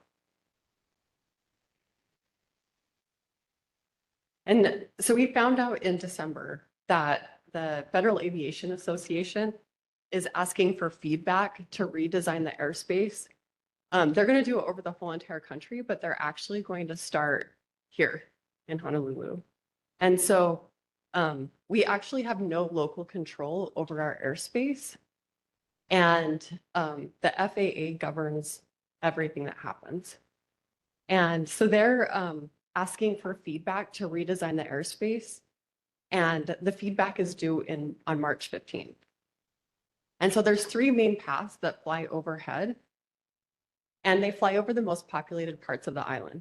And I don't sometimes I hate to point this out, but if you listen about every 5 minutes or so, you can hear the rumble of the airplanes. Yeah, they're flying very close to the towers in Kaka'ako along Ala Moana Beach. And so you can see in that flyer the three main routes, right? The Magi 3 arrival comes over the Kaimuki area, Kapahulu, and then circles around to land. And so this is trade wind pathways, yeah. And then also for departures, the MKK5 and the Pele 3 departure goes up. It kind of goes out and then it cuts back over Diamond Head. So those are two of the main routes. And then the third route is the H1 freeway route. And that one's like the smaller airplanes, the propellers that are a little bit louder. And so these three are big players in the noise pollution that we hear. And there's a lot of times, like I'm a resident in Kaimuki, Kapahulu area, and they're flying overhead over our houses, you know, at 2:30 in the morning, and it's like waking people up. And so our idea is to kind of raise awareness.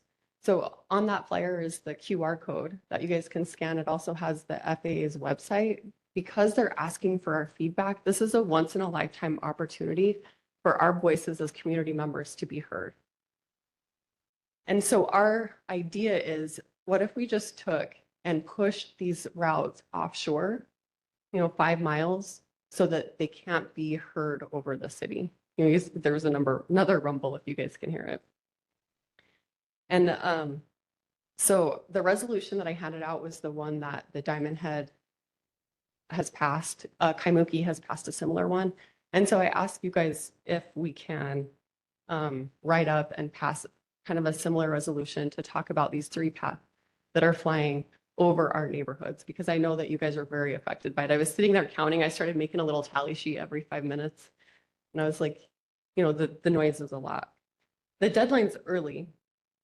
And so for the feedback, it's March 15th. And so if you guys have like ideas on how to get information out to the communities, and also what we could, what I can help you with, and also Chad, who emailed, what we can help you with to either write a resolution or kind of tackle this, because like I said, it's a once in a lifetime opportunity that they're looking for community feedback. And they're going to get feedback from, military, commercial pilots, everyone. And so I feel like the more community members that are responding, the better our voices will be heard. So on that flyer too, there's 5 points that we wrote to kind of help say, hey, these are the flight paths that we're looking at and why. And see, there's another one. So if there's any questions, I'd be happy to answer. Ms. Fuller, thank you for being here. And we did receive an email from him, and it was after we already have mailed out the agenda. So we were unable to do anything with this resolution. That being said, you mentioned the Diamond Head already passed this. Is it the verbiage all the same?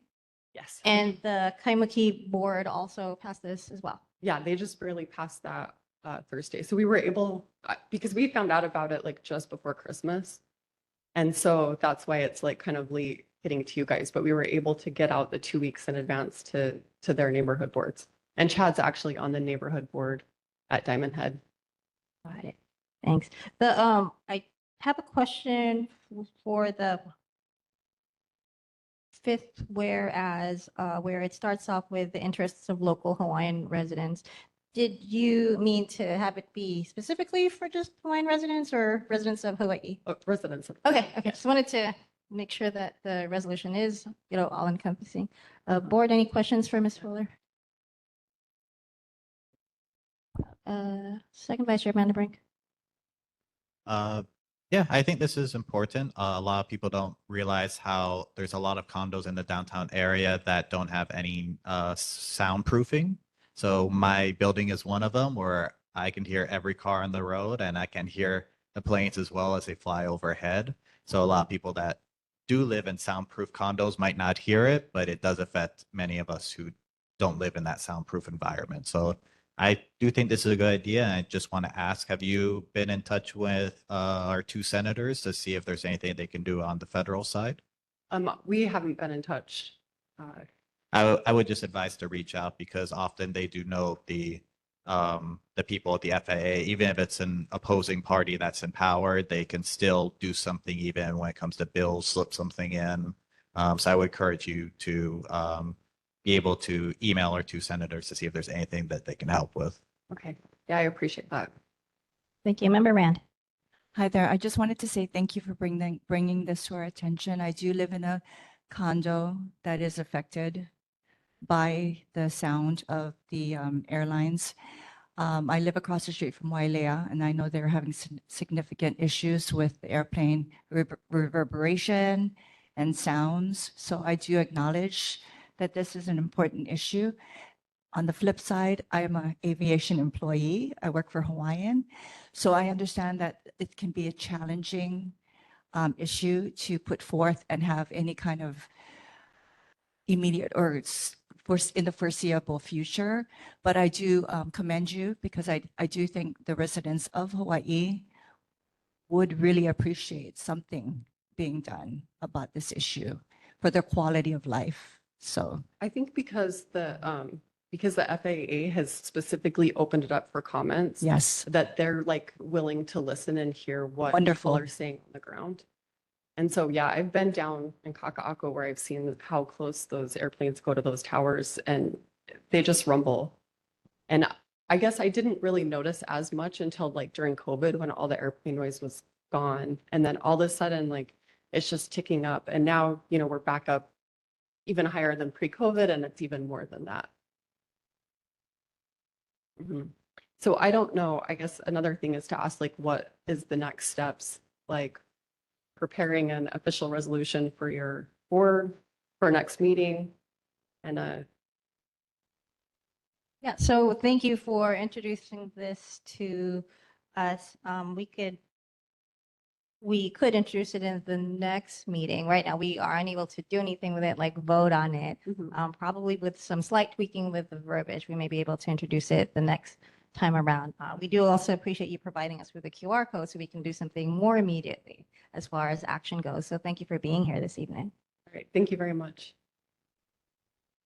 Okay, moving on to, Member Chang. Okay, I guess I'm the dog guy. So I recall when we were discussing the development of the park at Keamoku, that they were going to make, it was going to be a pet-friendly building and they were going to make the grounds available, be pet-friendly also. Well, that's not true. All the planting areas are landscaped, and the one area that is actually open and has grass has a nice discreet sign says, no dogs allowed. Now, that's not what they said. So that kind of pisses me off. So I've got a bone to grind with the developers and I guess the rules that the park on Keamoku have made. That's not what they promised us when they got their variances to go and exceed 200 feet. So they got 400 feet with the knowledge that that space was going to be open community space. And they have dogs that are in the building. They're coming on other people's properties to do their business, but they can't do it on their business, on their property. So that's the reason why I always asked, if you're going to be pet friendly, are your grounds going to be open? And they are not. So I would like to bring that to the public's attention. Hopefully this will reach the people there at the park and have them reconsider the way they are running the place. Otherwise, I'm going to keep bringing this up every single month until we get somebody to talk to us about it. Thank you. Thank you, Member Chang. I believe the developer is Nan Inc., but I'm 90% sure. Okay, so maybe we could see if we can get someone in from. Thank you for bringing this up. Hopefully, we can get someone from representing the park to go over the issues you've addressed since it is in our neighborhood. Okay, the time is now 7:43. Let us move on to elected official reports. Deputy Director Mark Yonamino from the City Department of Design and Construction is here this evening.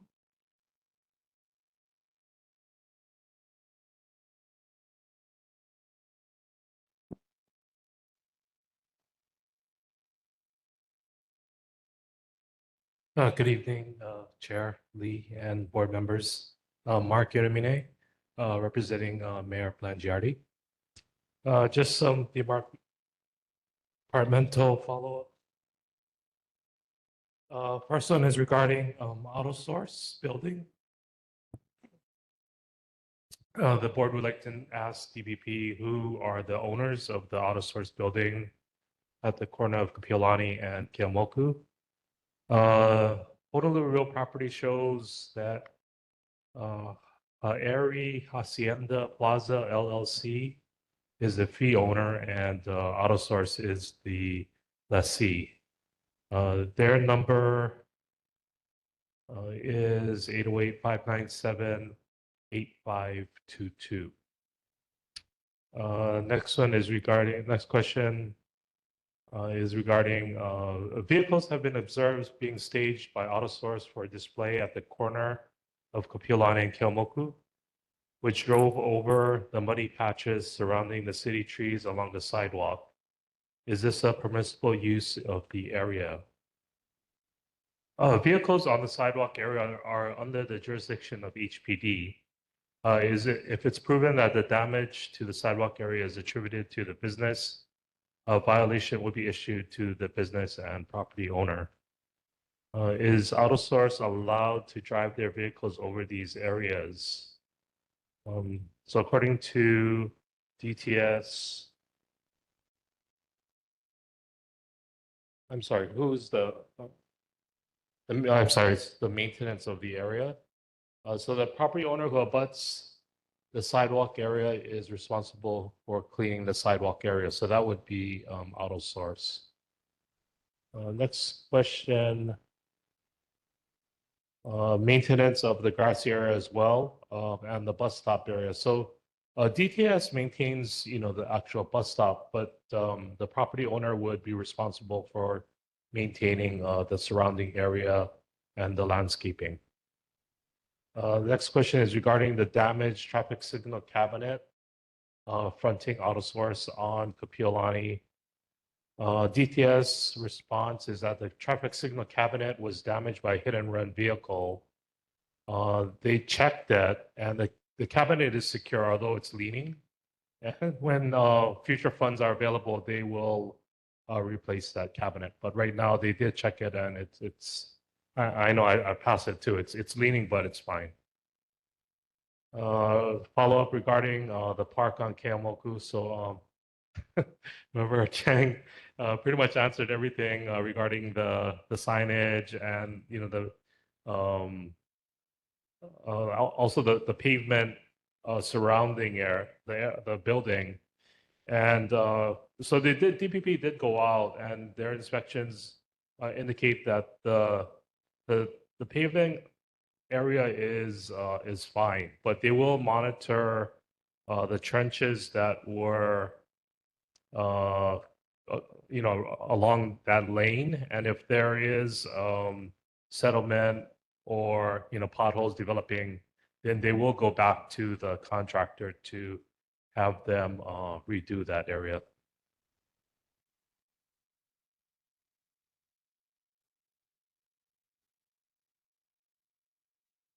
The next question is regarding the closed sidewalk near Kapiolani and Kamakee. So yeah, you guys could see out there that along Kapiolani, right by McKinley, the sidewalk work was completed in November. So they're out of the area right now. Next question is regarding for DTS to come and do safety or pedestrian circulation presentation. So right now, DTS, they're kind of short-staffed, but they will be coming by to do a presentation in the near future. What they want to talk about is a couple of upcoming projects. One of them is, I left a flyer in front of all of you. That's that Pensacola Box Culvert project. So the Department of Design and Construction will be coming in February to do a full-on presentation for that project. But also, that project includes a lot of upgrades for pedestrians along Pensacola. All of you know right now there's no sidewalk, right? So that project will, after the box culvert is repaired, they'll put in sidewalks. At least from what I saw, at least it's going to be on one side, if not both. But there'll be a presentation in the next meeting.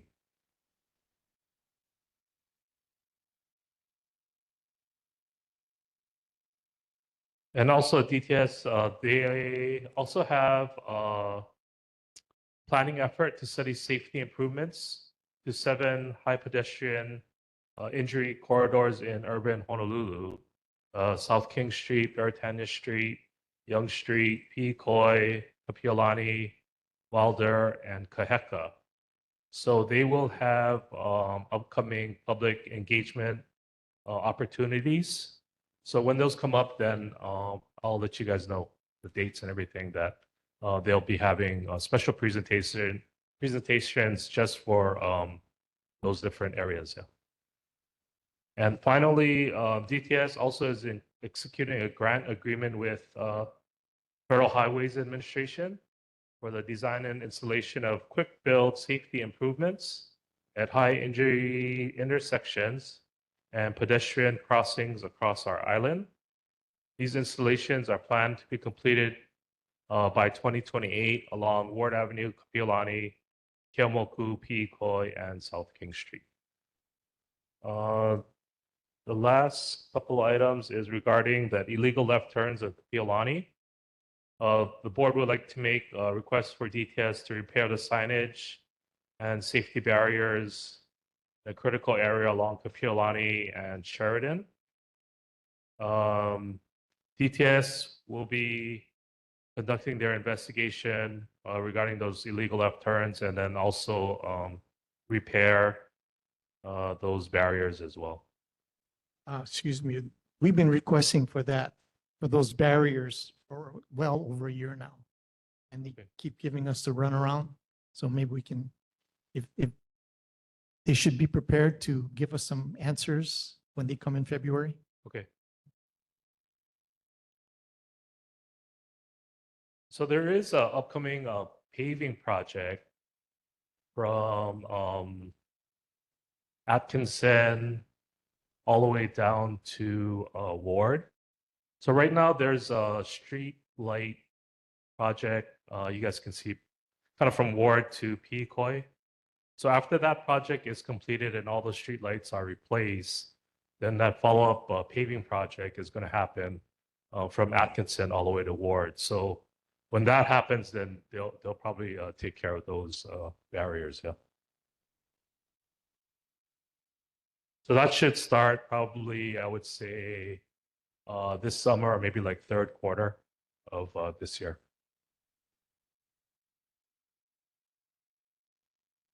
The last item is regarding parks, dog parks.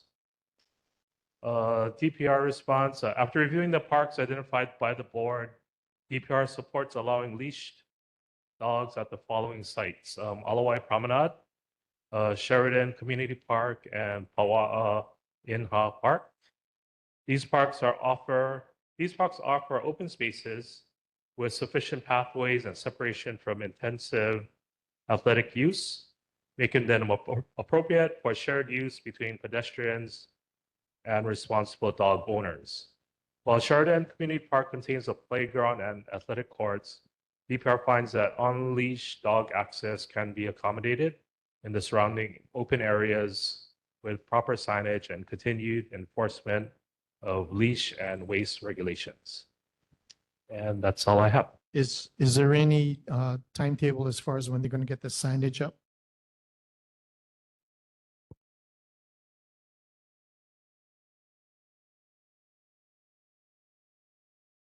Yeah, they have some general timelines here. Next steps include, sorry, I missed this. Site planning, September to November. So they did that already. Policy notice and internal coordination, which was by the end of last year. So community notification implementation early this year. So DPR will coordinate with the neighborhood board to share information with the community. Goal is to complete sign installation and open these parks for on-leash use by March of 2026. Okay, that's all I got. Okay, Deputy Director Yonamina, thank yeah. you for being here this evening. Member Hernandez. Yes, I just had a question. So last time we had talked about, and it's been a couple months now since, but how do we, there's some really dangerous intersection in this neighborhood. And how do we engage with DTS to address those intersections, to request for a crosswalk on Queen Street? There's no crosswalk between Kamaka'e and Ward Avenue to cross Queen Street. And particularly there's Cummins Street comes out and people cross Queen Street and it's really busy. So how do we get like somebody from DTS? What was, I didn't quite. Yes, so I mean, just give me those locations and then they can go out and they have to do their warrant checks to see if a crosswalk would be warranted or not. So should we, as a board, like identify those and then request them? And yeah, like I said, I mean, they have to do their studies as well. Yeah. So, I mean, if you just submit a list and they can go out and take a look. Okay. Thank you. Thank you, Member Hernandez. And again, thank you, Deputy Director Yonomina, for being here this evening. Oh, one more. Member Farinas. Hi, Deputy Director. Thank you for being here. Do you have the ear of Deputy Director John Uchi? And I'd like to follow up. You know, there was a community forum last year, and it was stated that funds are secure and a light installation as well as a crosswalk, Alamakai, off of South King Street, you know, by the Benioff Straub, where they're building the large parking structure and they're Yes. improving, enlarging that campus. So in front of my building is One Archer Lane, and there used to be a crosswalk right in front. And the Kapuna and everyone else would utilize that crosswalk to get to Straub. Now, they took that out overnight. And it's sad to say, no matter how many times we tell the elders, you know, don't do that. We actually see them running across, because the next crosswalk would be up that Ward and South King, and then further down towards the Civic Center. That's about over a mile. That's the next crosswalk. So we were told at this community forum that funds are secure, and the project was supposed to start at the end of last year. I've been following this up, and for whatever reason, there were delays. And I've also have been in touch with council members Dos Santos Tam's office, and they've submitted RSIS. I mean, they've done their appropriate channels and processes. But so as a just an everyday concerned citizen, there needs to be a crosswalk, you know, and not just it's for everybody. It's for everybody's safety. So they had the budget for it. There was a date slated for construction to start. So can you kindly give me an I can update? check and report back. Please. Next meeting. Okay. Because the Straub Center is moving along very quickly, very nicely. So hoping that the city can do the same, especially if funding has been secured.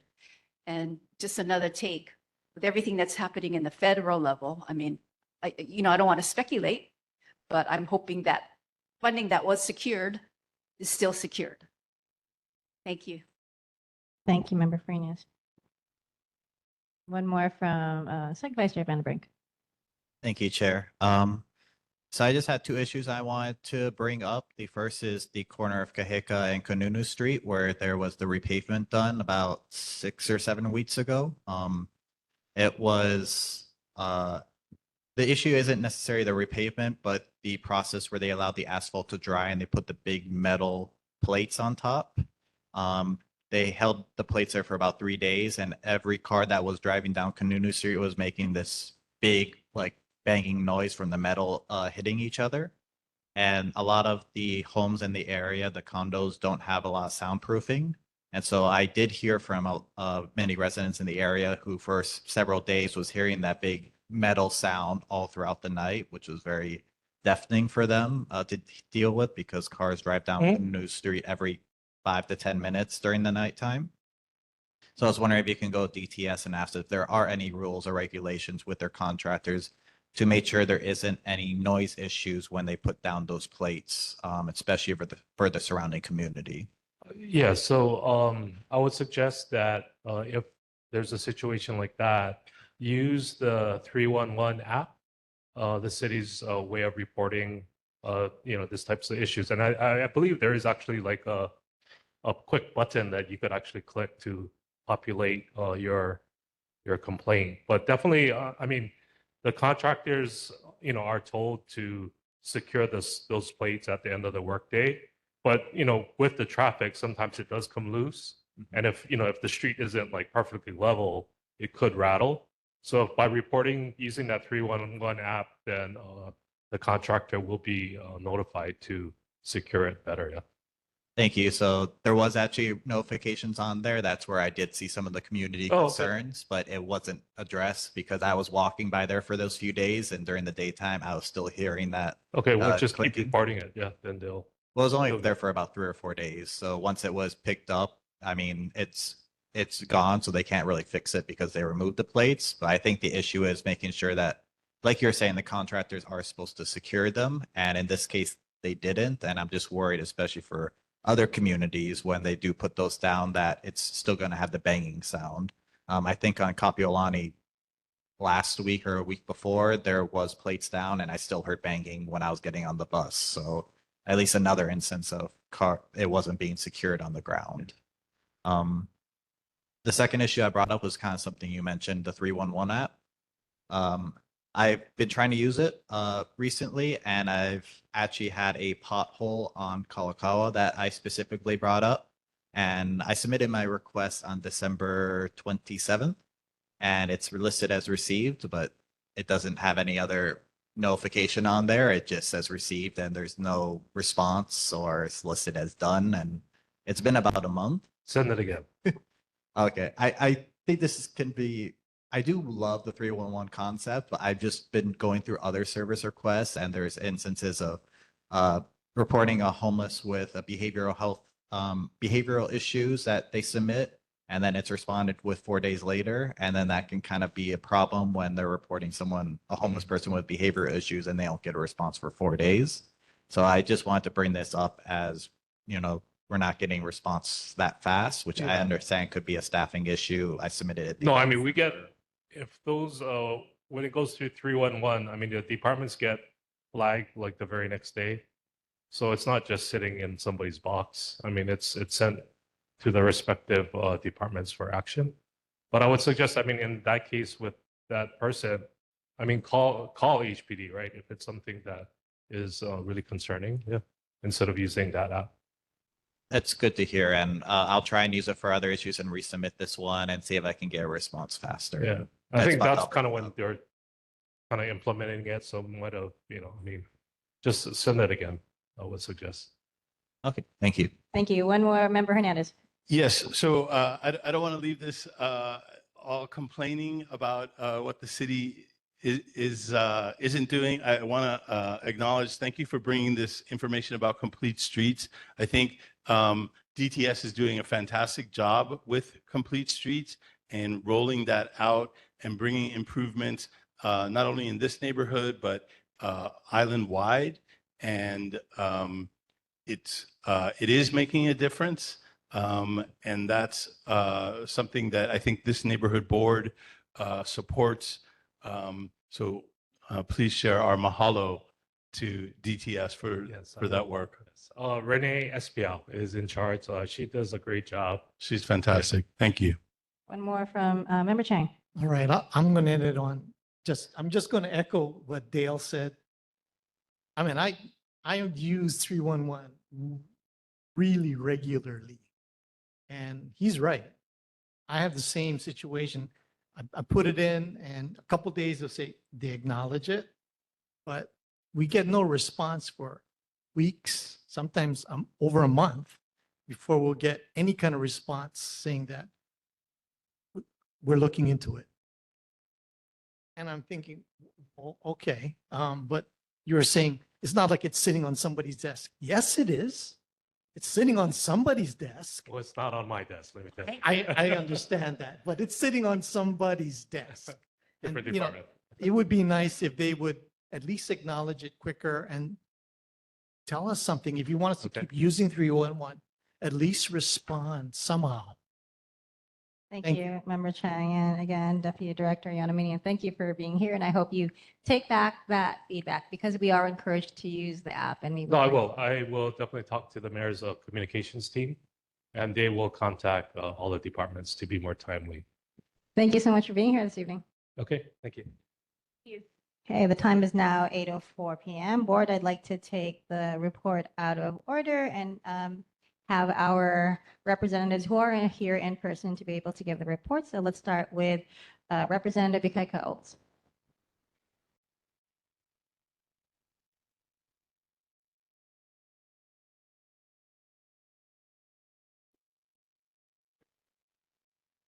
Good evening, board members joining us from the public.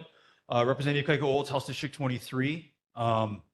I am the first person in line here, so I'm not sure if we are setting a precedent. You guys already talked about myself and Representative Yumoto's bills, so I'm not sure if you guys want me to laundry list all of this. But first, I'd like to give a shout out, a big mahalo to everyone who came out as a volunteer for the point in time survey yesterday morning. For those of you who are not aware, it's an annual event where we get a snapshot into the current status of homelessness in the state. So we met at Alameda Beach Park yesterday at 5:30. Teams went out to infiltrate the neighborhoods to be able to do the survey. Unfortunately, it rained, so it kind of stipended us a little bit. I'm not sure about all the teams, but our team kind of had to take a little bit of a break, and unfortunately, they had to leave to take my kids to school. But thank you, and if you guys are interested, we need volunteers. It's very important for us to be able to get as much bodies out there as possible every year, and volunteers are kind of the backbone to be able to help getting enough people out there to get the surveys, because surveys do take some time, and sometimes you have to kind of butter up the individual that we're outreaching to get to the point where they're willing to take the survey. My contact and January newsletter is in the chat. I also have it physically here for anyone who is interested. And I guess we can talk about bills. So since nobody wants to go home. Reynolds, just to help you out there, I believe the bill I didn't talk about was raising from a misdemeanor to raising the crime. It was one, that bill was the only one I didn't talk about from the list you sent me. So, okay, yeah.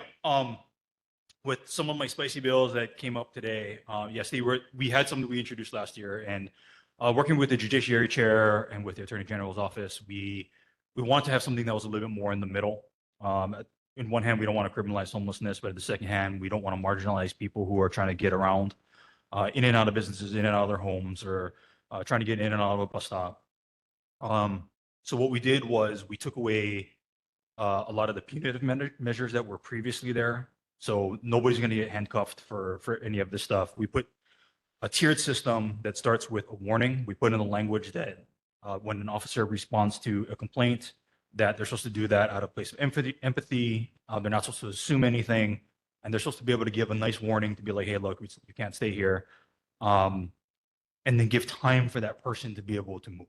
So they're not going to just stand there and just hover and be like, "You got to go." The individual, needs to take it upon themselves. If they refuse, the officer can issue a citation. So our Judiciary Chair said he would only hear the bill if it was a violation, so just tickets. It's the way that we kind of went, and so basically it'd be a ticket. You have to move your stuff. The officer comes back again a third time. It'd be another citation. On the fourth visit by the officer, they would institute the city's policy for being able to sweep. So we want to give people the opportunity to be able to move, and hopefully, as the homeless community starts to learn of the law, they just kind of will offer themselves. That's the intent. We don't want anyone going to jail because of this. The safe waterways and the safe entranceways, in addition to the bus stops, they provide these buffer zones, these little bubbles. So the bus stop is 20 feet, the doorways is 10 feet, and the safe waterways is 50 feet from either the embankment. It depends on the waterway. So if it's an improved waterway, which has, walls and concrete at the bottom, they can't domicile within 50 feet of that wall space.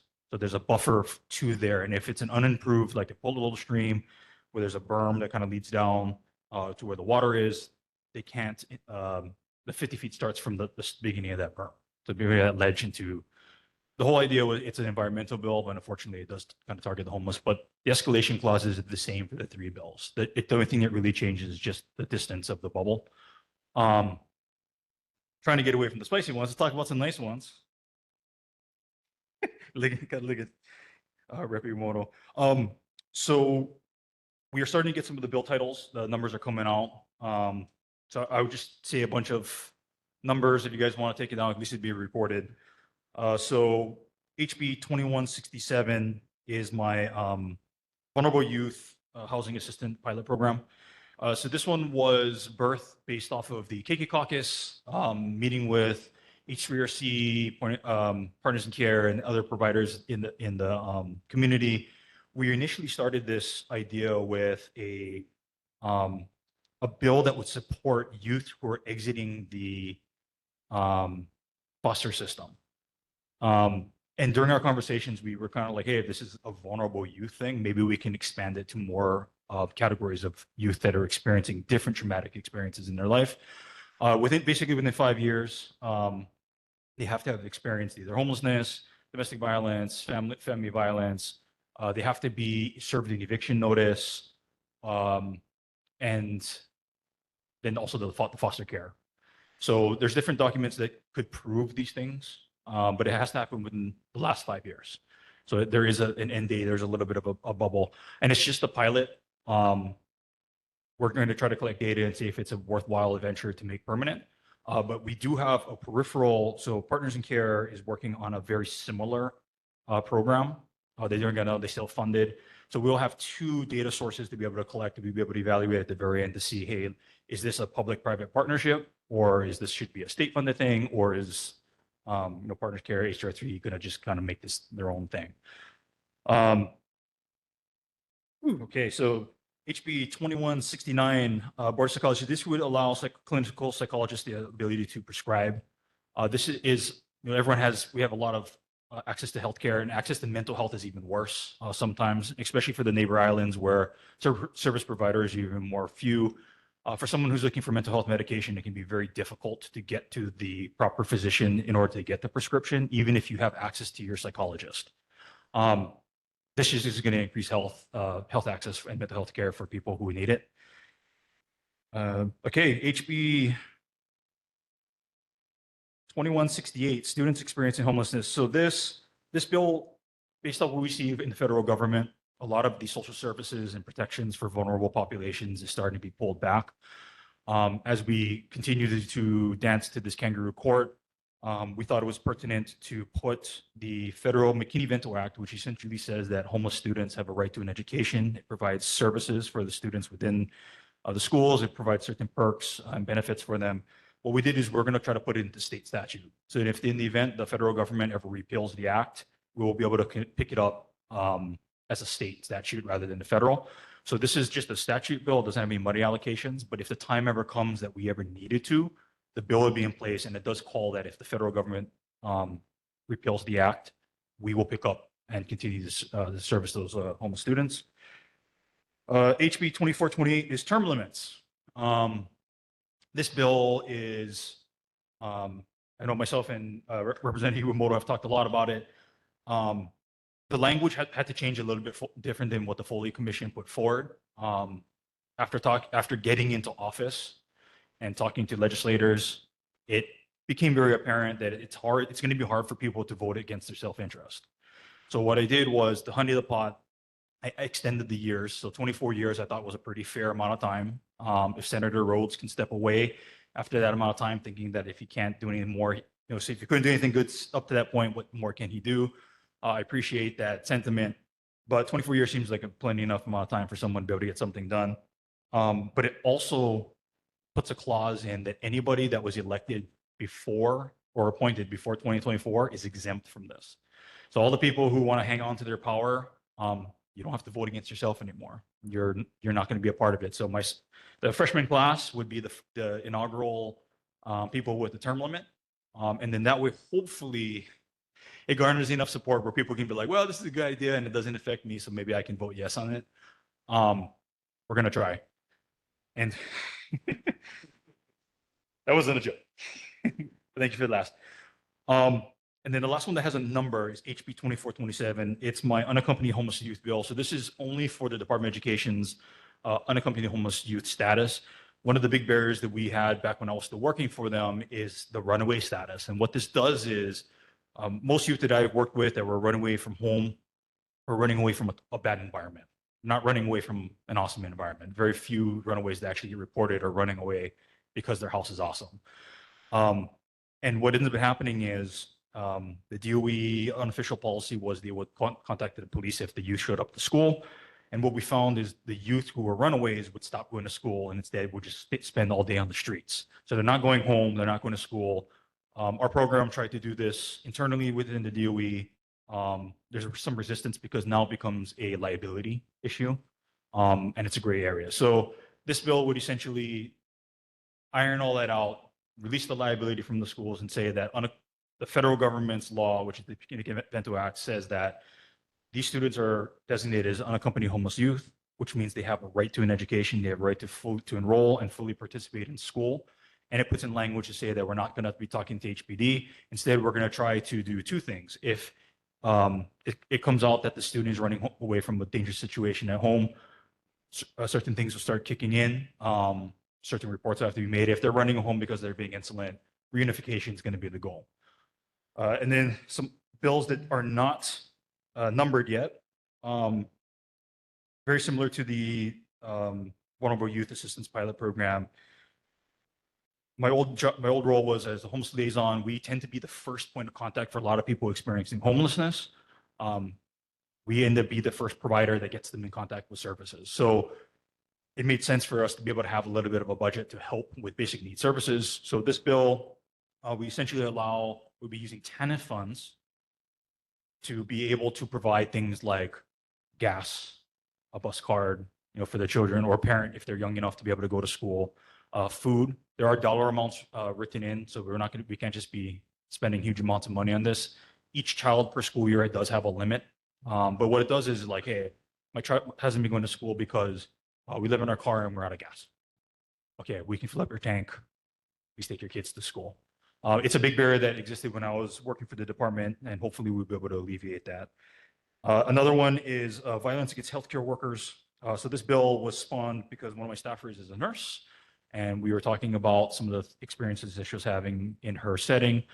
We're working with the nurses union, and basically what it does is the punitive measures for someone who is violent toward a nurse is already there. It's the same par as like a police officer. But what we're finding is the administrative side is not following through. So basically the bill is an administrative bill to help promote a very linear method for all of these hospitals that have the healthcare workers, that if something happens, you're not just going to say you're okay, right? We're not going to make any reports. You will have to do this. And there's language in there that helps to kind of get them to do it. And then lastly, our chicken bill. So chickens. So I conducted an interim survey last year, and while homelessness was the obvious top priority, chickens were actually second. So for my district, for the precinct that is encompassed by this neighborhood board, chickens are a big, big, big problem, and we don't have a whole lot of solutions. So Chair Sayama from Pololo actually has a bill that would make it legal for people to kill chickens. This bill strengthens the current city statute. So in our area, we already have language that the county already has language that says that you can't own roosters. You can only own 2 hens, and they cannot become a public nuisance. Essentially, what this bill is going to do is, I'm going to read this. Feral chickens present a public land, are declared as a public nuisance and controllable pest. So that's very important to have that language. So they are now considered a pest. Hopefully it tag teams with Jackson's bill, and we're able to kind of address this.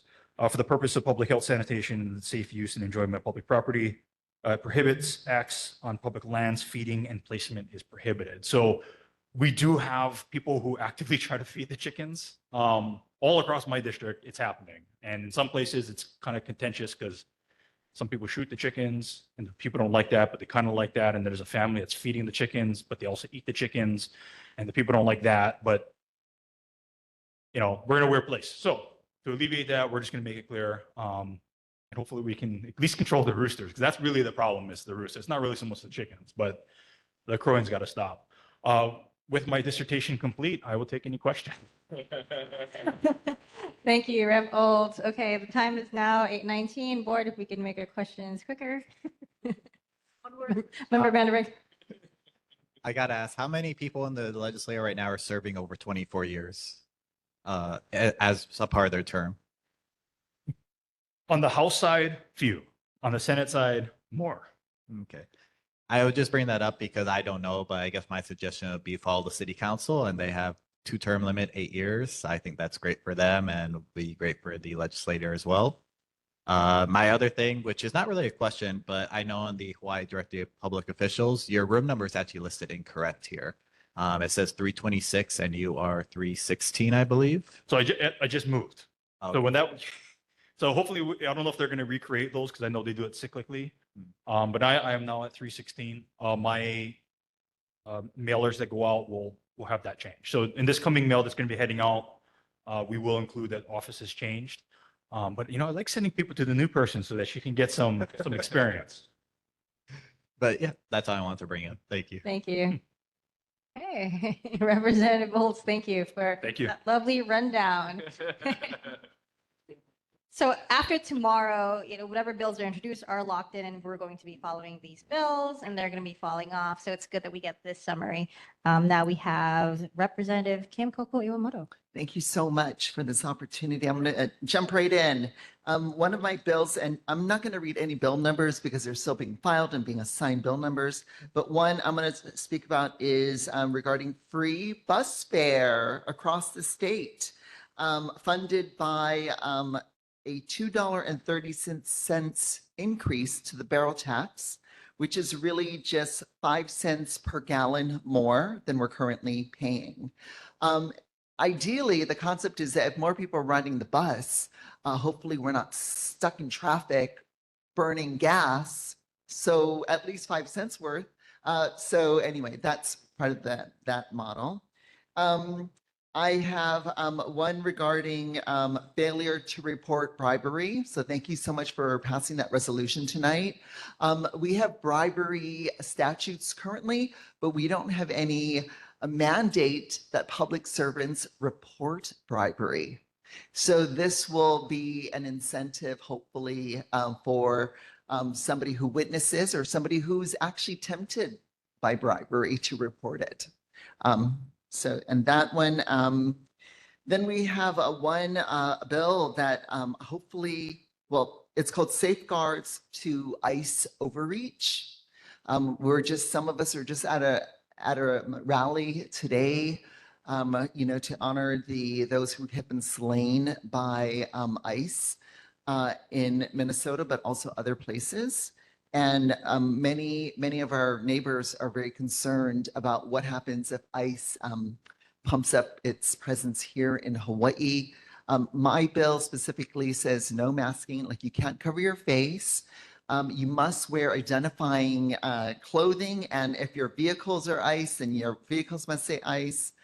It also requires that our local law enforcement and state law enforcement, whenever ICE is mobilizing in the community, our police department shows up to protect us by turning on their body cams and monitoring ICE.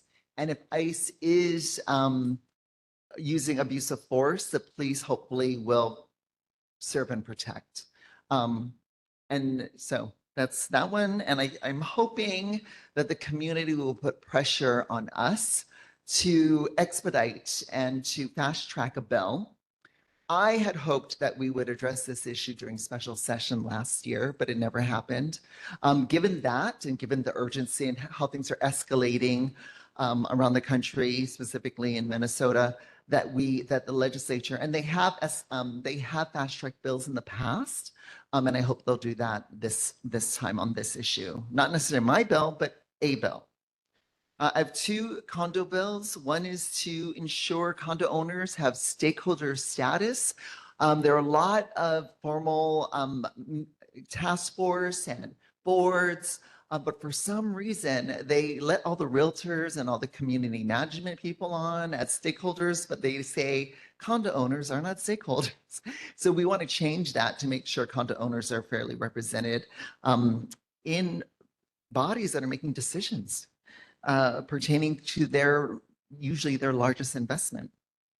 The other one is a condo ombudsman's bill. A bill is introduced every legislature. This bill was produced by a condo owner and community member, and he streamlined it. So we're hoping that it's much cleaner and leaner and easier for our colleagues to understand. But yeah, I think those are my bills. Oh, here's something important for dog owner lovers. I don't know. Let's see. Howard Hughes just kind of unveiled its new grassy area right outside of Ko'ula. And even though Howard Hughes markets itself as being very dog friendly, they actually are prohibiting dogs on this one piece of grass. So a lot of owners are upset. And so they created an action network. So if you go to Action Network, there's a poll, a petition that you can, and if you type in keep Victoria Ward Park pet friendly. So if you do a search term Victoria Ward Park pet on Action Network, you too can participate in this petition to get Howard Hughes to continue to allow leashed dogs on that grass. Thank you, Representative Kim Koko Iwamoto. Okay, one more question from Second Vice Chair Van Brink. I just gotta say, I do love the ICE bill that you're introducing that bans them from wearing masks. I think that's very important for our community to know the law enforcement officials that are there to be able to identify them, their name, in case something happens. That way they could report them to, HPD or the Attorney General for potential charges. And I just want to mention for you and Rep. Olds as well, the bills that we did endorse here from the neighborhood board. I did email you the PowerPoint this morning. So all those bills from each of you are on those slides that we all endorse. So I just want to mention that so you can see it later and perhaps bring it up when the bills are being heard at the legislature. Thank you so much. I appreciate it. Thank you, Representative Iwamoto. Okay, the time is now 8:26. Let's keep moving. Councilmember Scott Nishimoto or his office representative? Sophia, are you online? Hi, can you hear me okay? Yes. I'm here. Okay, I'll be giving the report for council member this evening. I left the e-blast link and his contact info in the chat, and I still haven't heard back an official opening day for McCoy Pavilion, but I talked to DPR today and they said that it's just the courtyard that remains under construction. But it's still not fully open to the public yet. And I spoke with the action committee, and some of the issues we discussed was the increasing amount of encampments at Moana Park and the faded and graffitied park signs. And I submitted riser requests for both of those issues. We still haven't heard back about the park signs. We're still waiting for a response, but DPR let us know that they cleared out several areas in the park and coordinated with DFM to add Moana Park to a monthly enforcement schedule. And the last special patrol officer enforcement was on the 22nd. And lastly, council member is going to be hosting a park cleanup at Moana Park on Sunday, March 8th at 9 a.m. On the Kamaka'e street side. And we invite everyone to come join. And that's all for now, and I'm happy to take any questions or comments and pass them along to council member. Thank you, Board. Thank you. Okay, thanks for being here this evening. Thank you. Moving on to Councilmember Tyler DeSantos Tim or his office representative. I don't see anyone online. Hello. Oh, Can you hear me? Mr. Malcolm Iwami, apologies. Go ahead. Hello, everybody. Happy Tuesday. Just some updates from council members' office. The full council meeting is tomorrow at 10 a.m. I'm sure you all know that already.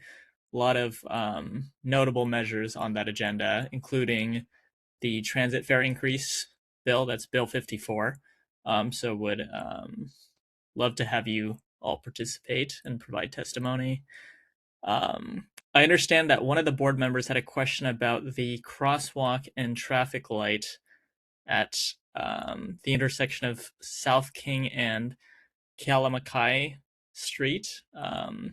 Some of our team members had a meeting with DTS, and the latest update is that due to a high turnovers, this project has been delayed.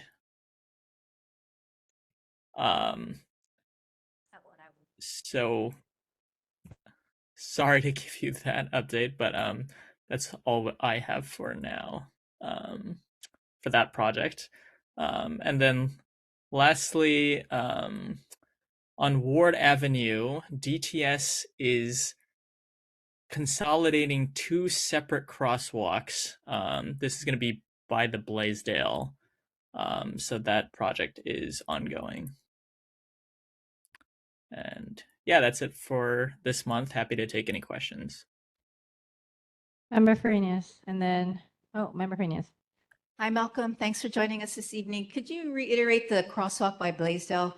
And could you be a little more specific in terms of high turnovers for that project? Because that was not what was communicated from Deputy Director Nouchi's office. Thank you. Sure.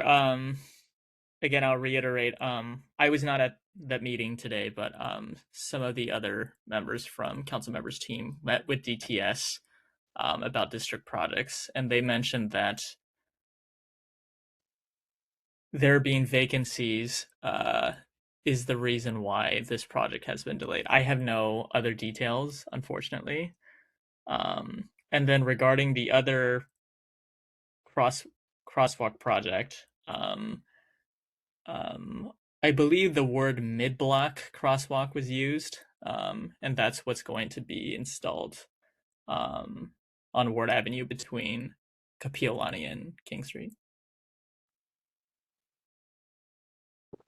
Thank you, Malcolm. I don't mean to shoot the messenger, but appreciate you showing up, and you will hear from me. Thank you. All right, Any other thank you. board members? Okay. Mr. Malcolm Iwami, thank you for being here this evening. Okay, moving on.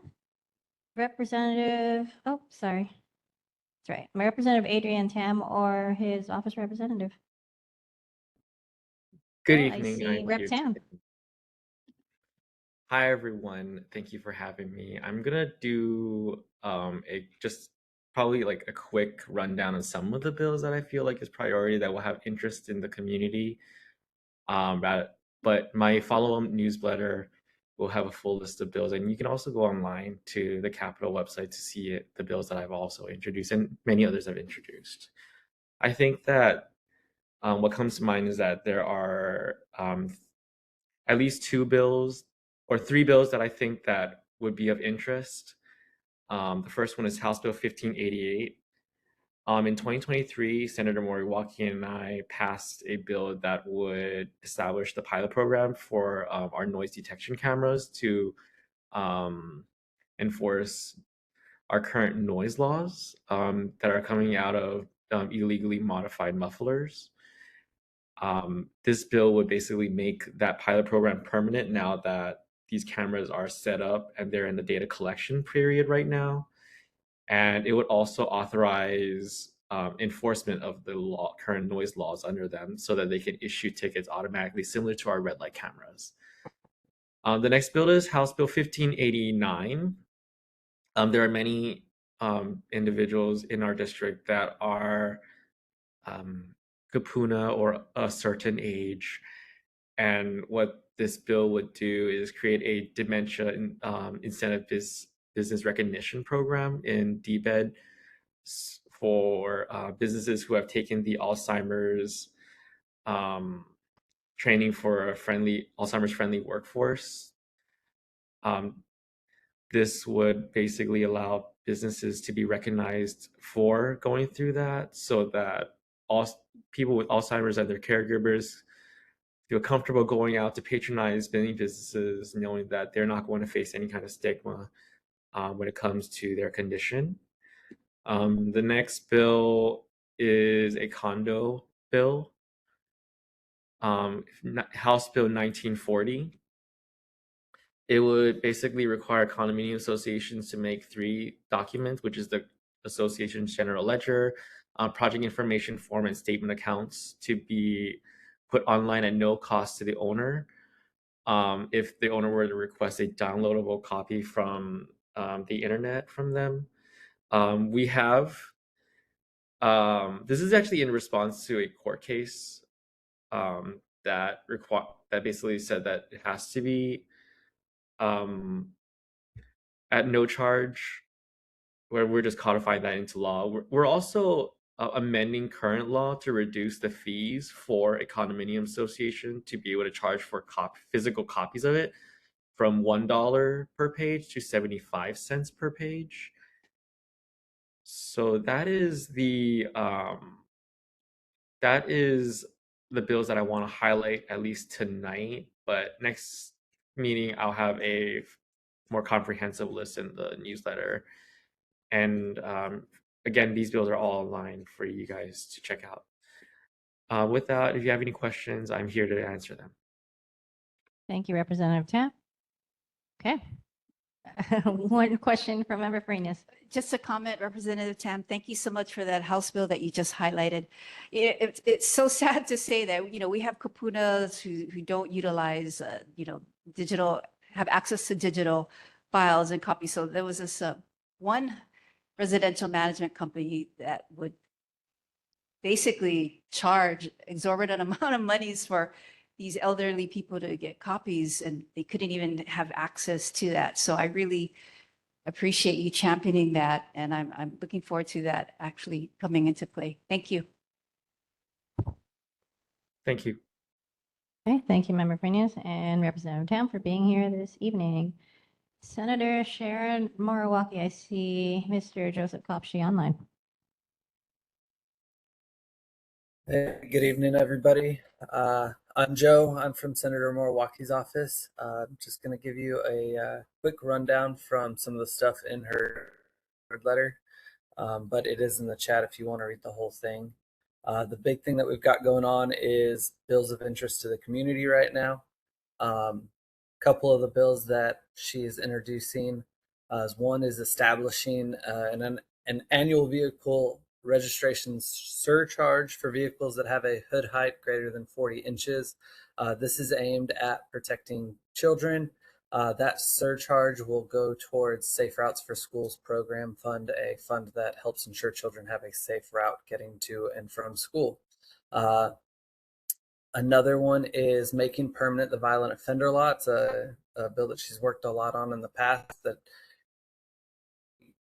but it will sunset this year, so she's working to make that a more permanent bill. And then finally, another one that she's had a lot of interest in is requiring real estate investment trust income generated through the use of the state's resources to be taxed in Hawaii. So currently, the way the law works is that if you are living in Utah, but you have properties here in Hawaii, then you pay taxes to Utah, which does not make sense. So she's working to get that bill put through. If anybody has any questions, I'm here to answer them or pass them on to the senator and get an answer and get back to you. Thank you, Mr. Kopshi. Okay, looks like we're good. Thank you for being here this evening. The time is now 8:38. Moving on to Governor Green's representative. Is Miss Ashton Stallings on? Okay. Hello, everyone. Happy New Year. Great to see you all. I did put in the chat the governor's newsletter, so please check it out if you get the chance.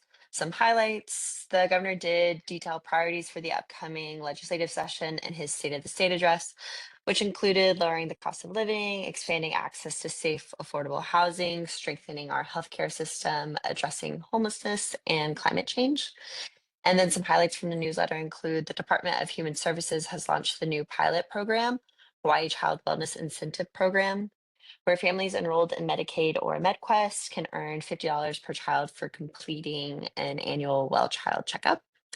Also, the Hawaii Green Infrastructure Authority, also known as HEIA, has announced the availability of $18 million in green energy market securitization, also known as GEMS, loans to help nonprofits, small businesses, and underserved communities lower their energy costs. So some great incentives. But again, the newsletter details everything beautifully, so I would check it out if you have the chance. And then also, the Department of Land and Natural Resources is asking for the public's help evaluating awareness of events surrounding the 2021 Red Hill bulk fuel storage facility spill and community understanding of ongoing issues related concerns. So All Hawaii residents are invited to assist by taking, it's about a 10-minute survey. So those who use the Navy water system around the time of 2021 fuel release, regardless of their current residence, are encouraged to take the survey. But again, it's open to all Hawaii residents, and the survey is available online at redhillsurvey.com. And I can also put that link in the chat, but redhillsurvey.com, that's the website. So happy to take any questions. Thank you, Ms. Stallings. Okay, no questions. Let's move on. Appreciate you being here this evening. Agency reports, HCDA. I see Ms. Francine Murray. Aloha. Hi, everyone. Oh, it's trying to access my camera. Okay. Aloha. Thank you for the opportunity to present our updates this evening. In the chat, I have a link to our January 2026 newsletter. HCDA is celebrating its 50th anniversary this year, so the newsletter features an article with the highlights in there. I also put in the chat a link to our 2025 annual report. Next week, Wednesday, February 4th, are the next HCDA board meetings. The agendas should be posted by the end of day Thursday on our main page of our website. And lastly, the Kolubalu Park has new park hours. It's now open daily from 6 a.m. to 9 p.m., except on Mondays when they're closed from 10 a.m. to 3 p.m. for maintenance. If they finish the maintenance earlier on those Mondays, they'll open earlier than that 3 p.m. But we just want to get that out there in the community so everyone knows. Are there any questions for me to take back to the office? Thank you, Ms. Murray. Member Brenes. Hi, Ms. Francine. Happy New Year. Could you please pass on a message to Director Nakamoto?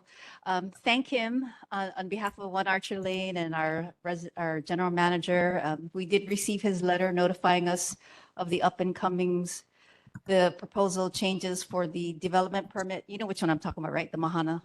But we just wanted to let him know we appreciate the snail mail. We did get it, and our general manager appreciates whenever we get a heads up. And then she certainly has disseminated the information to the residents. So mahalo, mahalo, mahalo.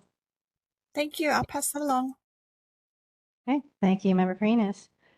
And Francine Murray for being here this evening. Moving on to Hart. Mr. Harry Cho. Good evening, everyone. Joe with Heart. I did share in the chat our quarterly newsletter, so please take a look at that. Some great updates on Heart's construction and in the third segment, the system. And I also did share a flyer to our next station design workshop. Sorry, here's the newsletter, and then our next station design workshop for the HCC Kapalama station is taking place next Wednesday, February 4th, 6 p.m. at HCC's cafeteria. So we definitely encourage everyone to attend and participate in that. But that's all I had to share, and I'm open for any questions. Okay, thank you, Mr. Cho. One question from the Second Vice Chair Vanderbrink. Thank you. So I guess my question is related to the station. I got a chance to ride the rail a few weeks ago because I don't get a chance to do it that often with it not being out here yet. But I did notice that after climbing up 4 flights of stairs, there's very little seating along the waiting area when you wait for the rail. So especially someone who might be older walking up 4 flights of stairs and then having nowhere to sit is kind of, it's bad for them. They're going to be sitting on the floor then. So I'll try and make it out to this station community meeting. But I just want to say, ask if you guys can put more seating in the waiting area for the rail. Okay. You can definitely take your comment back, and also encourage you to share your comments at the workshop as well. Thank you. Okay, Mr. Cho, thank you for being here this evening. Moving on to announcement, we have a link for the upcoming events. our social media accounts links. Next Action Committee meeting is on Thursday, February 12th. Our next regular board meeting is next month, February 24th, and the Lilo broadcasts are available for all the meetings. With that being said, the time is now 8:45 p.m. and this meeting is adjourned.